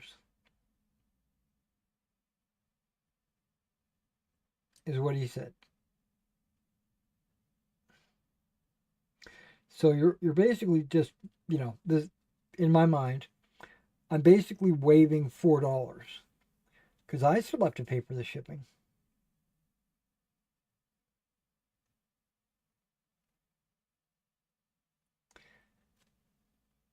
And I respectfully wrote him back and said, no, you either buy it or you don't.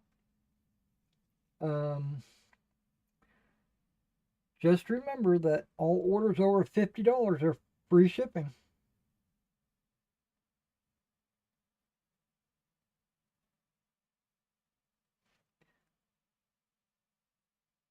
And then I didn't hear anything back from him.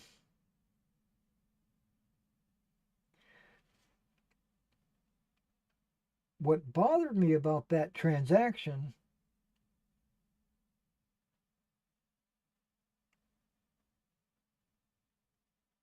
was that he thought that it was a possibility.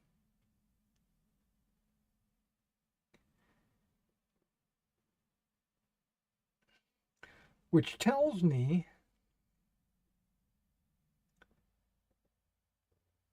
either he's never been to a store in his life or there's other eBayers accepting his offer.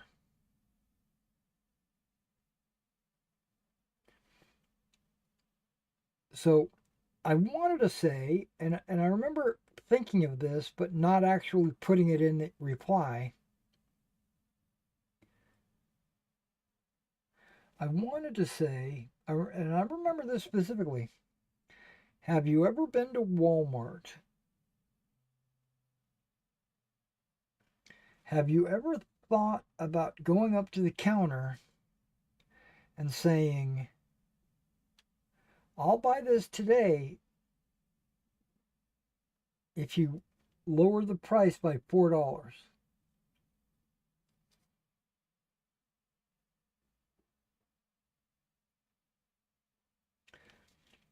And I consider my eBay store to be a store.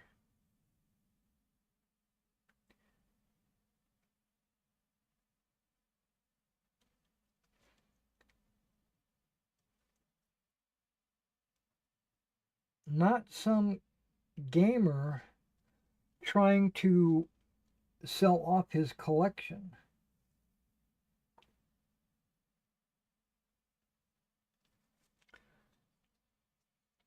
So I took offense at that.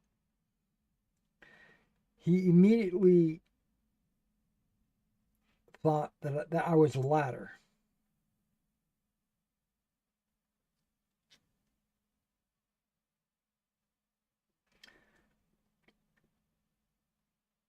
And not the former.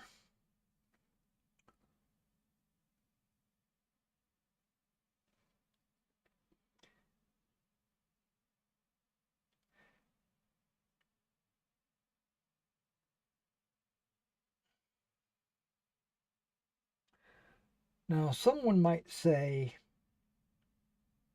there's no harm in asking.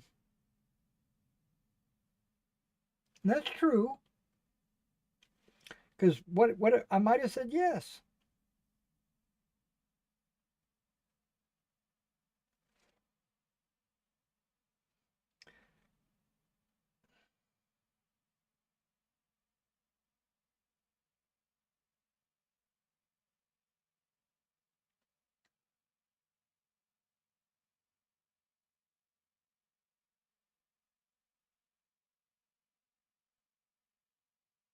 In baseball, you can only hit the balls that you swing at.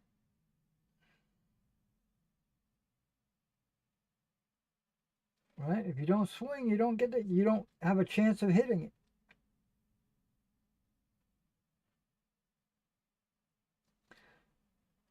So that's okay.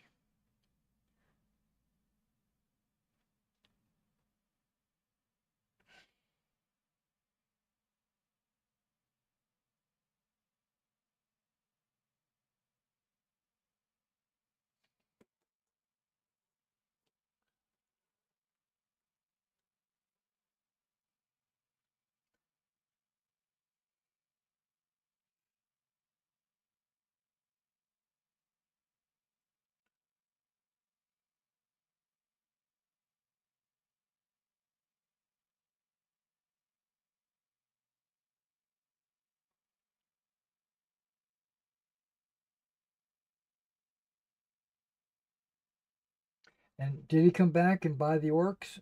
No, I still have them.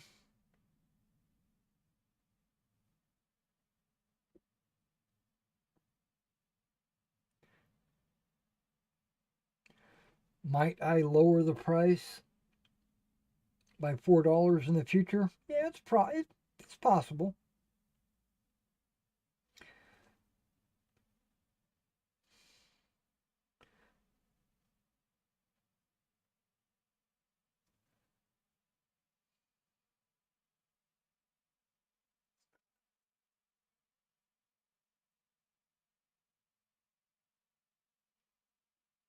Or it's possible the price actually goes up.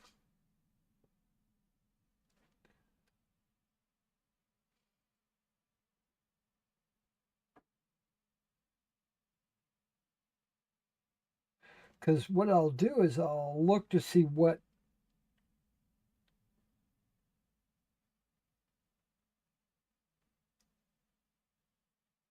like if I have a model or something, I will look to see what that model sells for.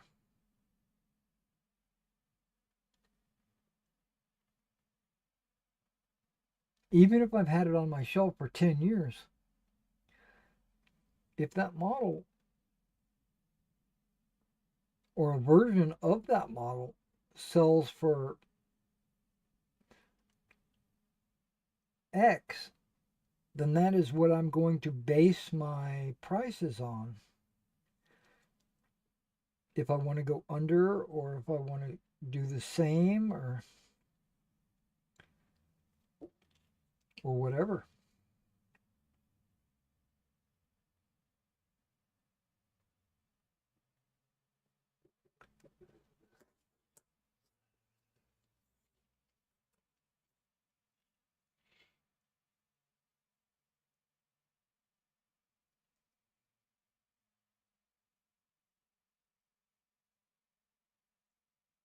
But let's say Games Workshop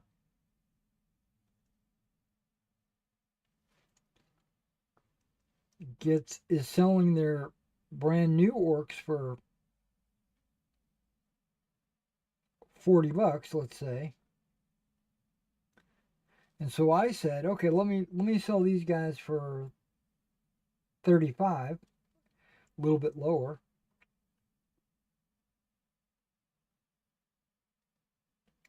But then a year later, Games Workshop starts selling their orcs for $100.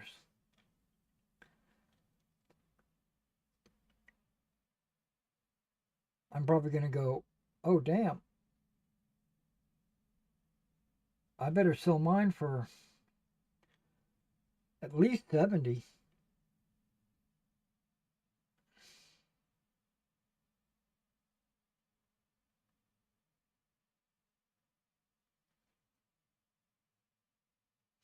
See what I mean? So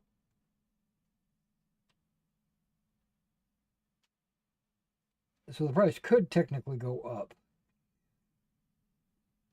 Probably won't. It'll probably go down because I might have a sale or something.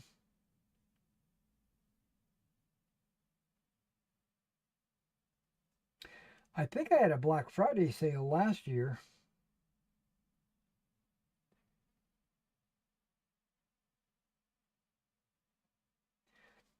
This year, I haven't really had very many sales. Mainly because I'm offering free shipping on everything over $50. That actually is killing me. It's cutting heavy into my profit.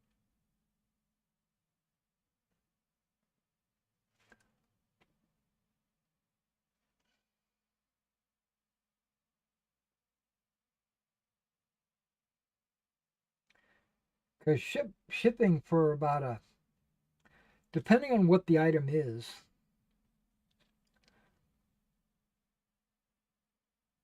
or the items, because if you order plural, it counts toward 50.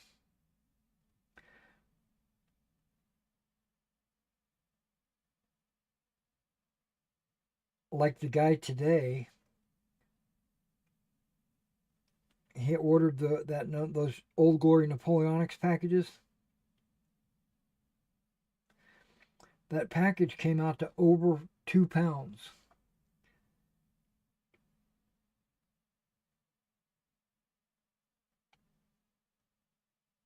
which is a lot on shipping.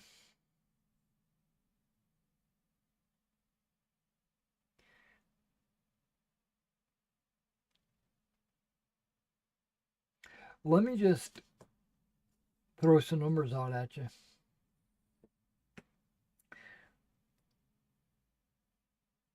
Let's say that a guy orders exactly $50 worth of product.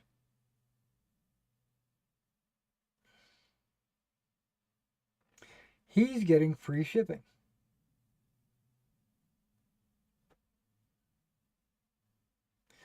Let's say shipping cost $7. That's probably reasonable.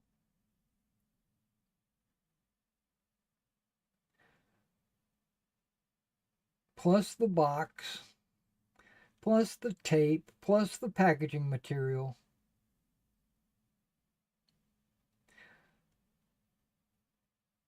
Let's just call it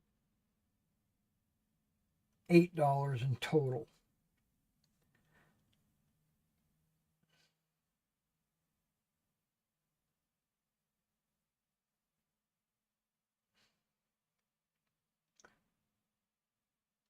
What is that? Is that 16% on a $50 purchase?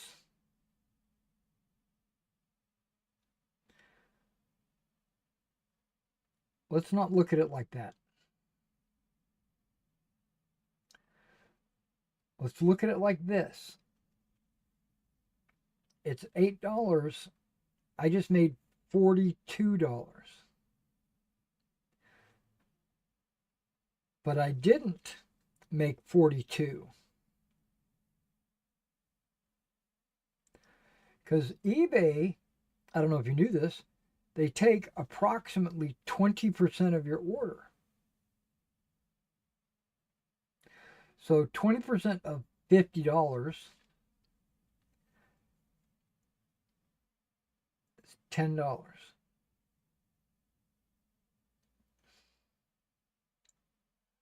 So now I'm making $32.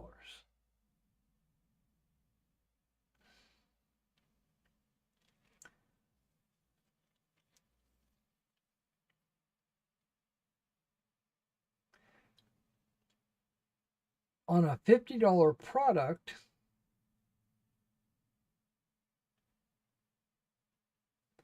I probably paid $30 for that product. That's 40% off. That's a reasonable amount.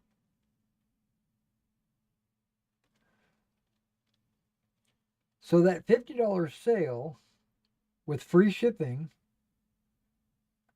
how much did I make? $2. profit.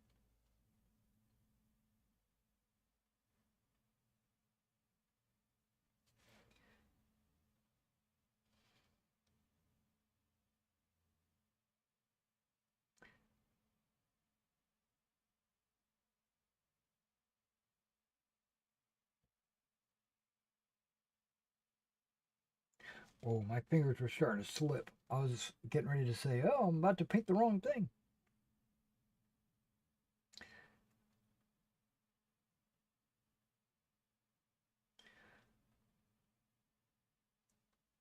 So yeah, so if somebody wants me to knock $4 off of an order, I'm not gonna do it. Not on something that's like $36, $35 or whatever it was.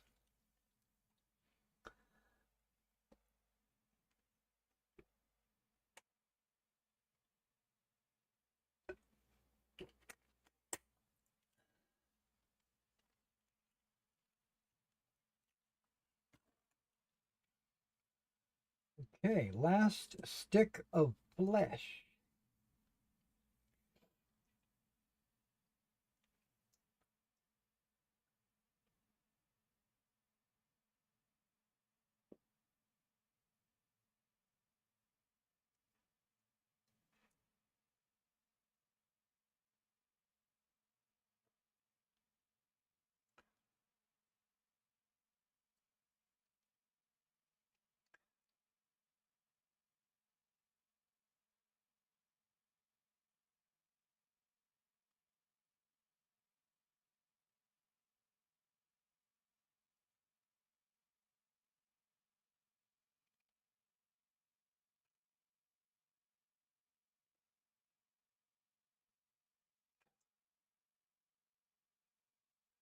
Now the discerning eye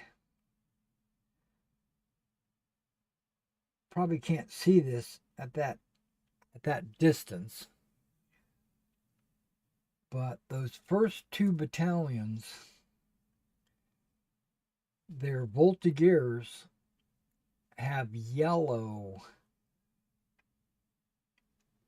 epaulets and plumes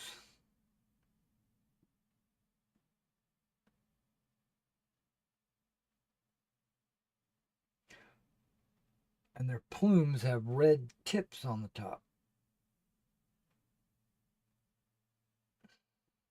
Where this battalion, the voltigeurs have green epaulets and plumes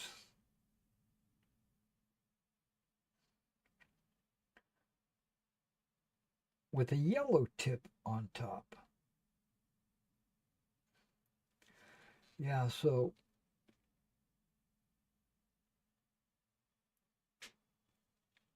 different battalions had different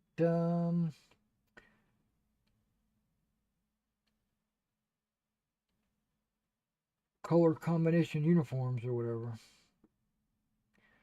Usually just epaulets and plumes are the only thing different. Usually.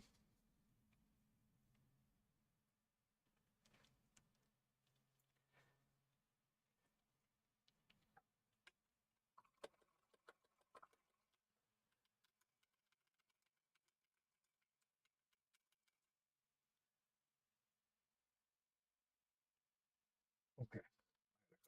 Go a little bit better.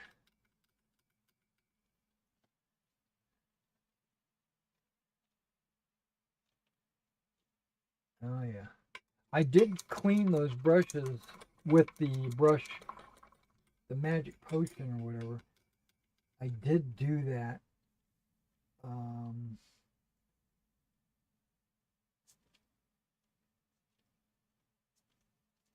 Okay, this guy is got some dried flesh paint on it.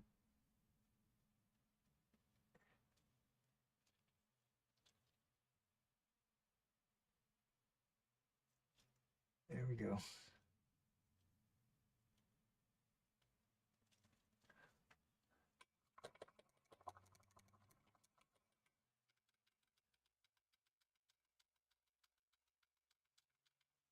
when I am done with this brush for the day, I might have to put some more of that magic potion on it.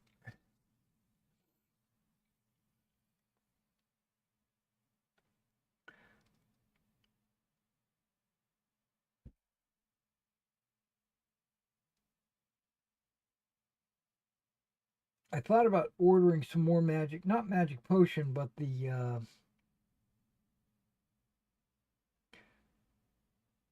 brush soap.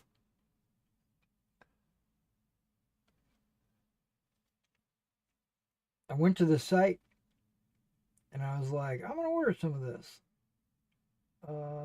Maybe a couple of colors or whatever. And I said, nah, it can wait. I don't need to rush it. I probably have another 6 months before I need to order.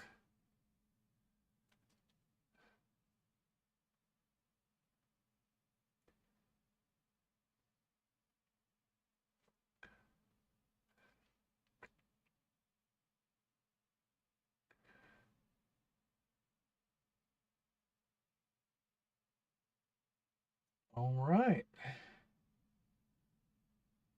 I have caught up with the flesh.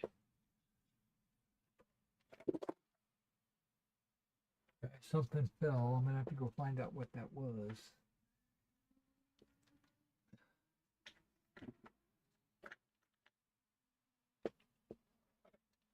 All right, something back there.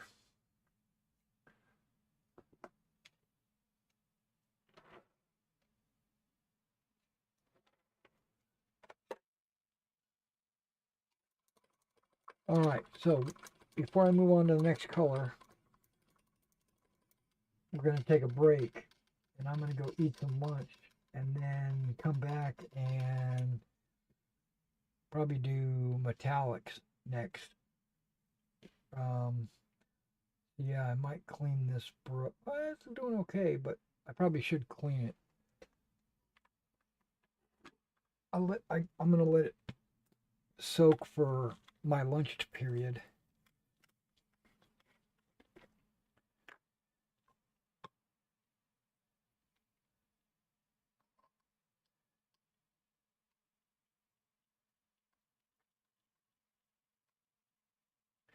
So there is this one guy, because there's no instruction manual on how to use this, right? But there is this one guy that puts a clamp on his brush and he sticks it down into the potion, and the clamp just holds it in place like that while it's in there soaking. Um,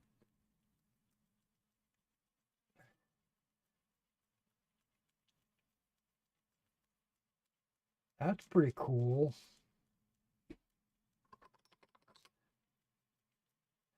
What I normally do is get it wet, clean off most of the paint that's on the bristles, and then I'll just form the tip a little bit and then let it sit on to the side. But this time I think I'm gonna soak it.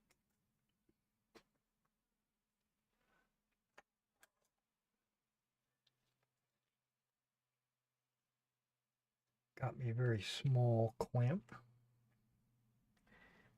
Clamp, clamp, clamp.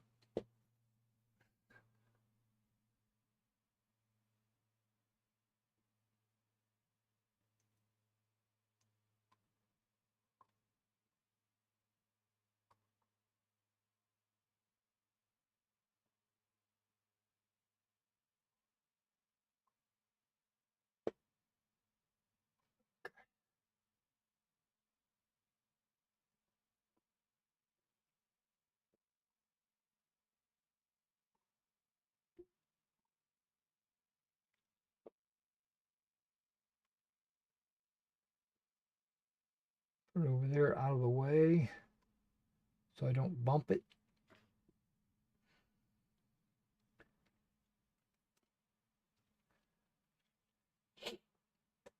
There we go. I'm going to let that soak. Okay, so before I let you go, I'm probably going to announce this in my store news update.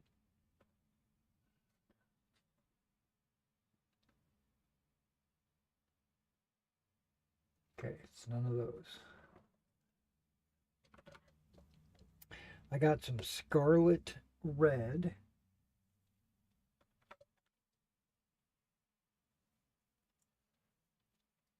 I've had red in the past. You know, this is ammo blood red, and this is deep red.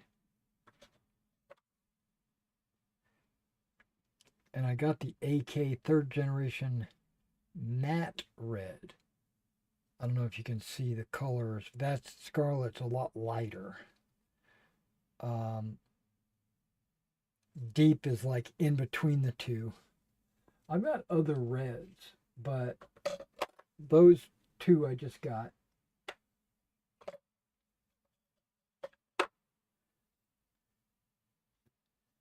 Trying to remember some of the other colors that I got in. Okay, we know about the mecha color. Mecha. I got in aged white from Vallejo,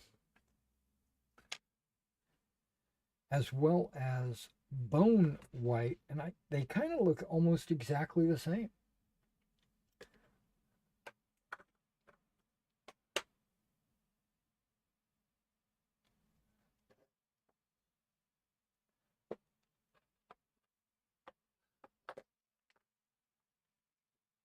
I grabbed an imperial blue, which is like a really dark blue. Might be good on Prussians. I'm gonna have to check that, but it's called imperial blue. I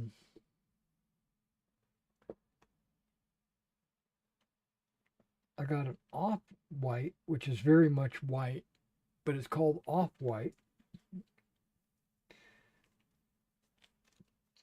I got this NATO black.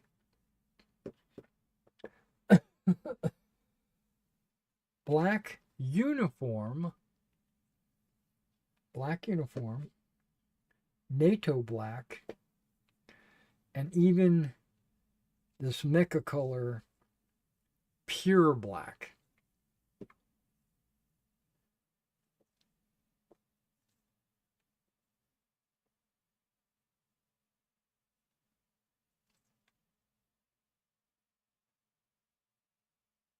Yeah, the mecha colors are specifically designed to be used with airbrushes.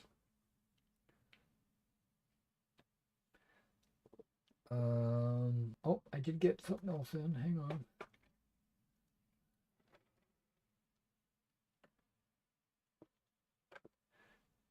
I got in the Paratrooper tan.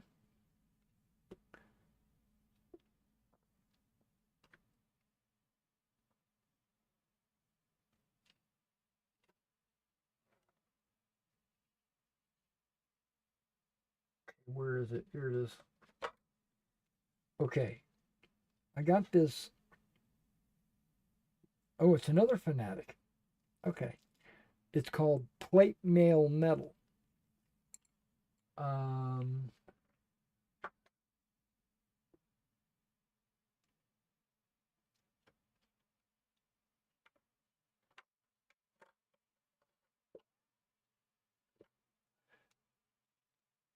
I've already had plate mail metal in their war paints, and this is like the perfect color for doing armor and stuff like that. Um, but this war paint, so I got the war paint in. Uh,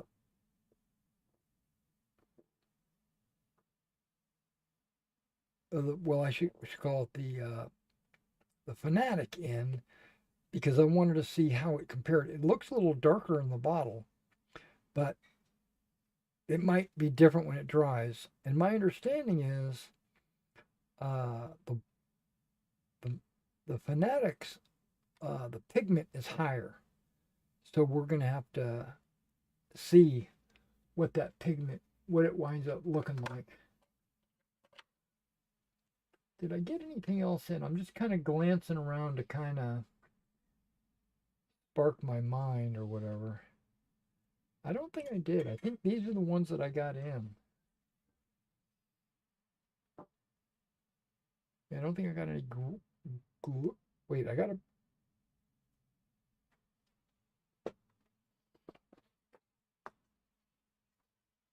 No, I didn't get that one in.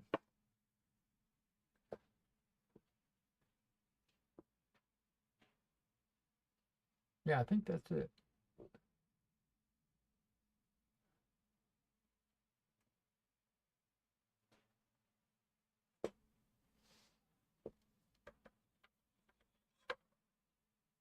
Oh, that's not true. I got in a color called aluminum. But I look at that and it looks white.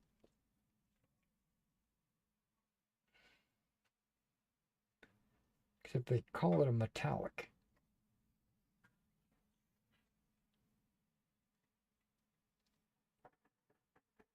There's a few things that are aluminum that I need to paint, so, and I've always used like steel.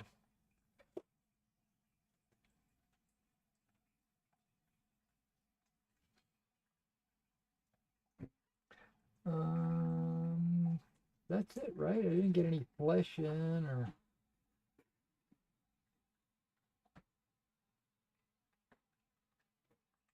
Oh, I bet you it was one of these brush. I bet you it was one. Yeah. One of these probably dropped because I don't know where the blue one is.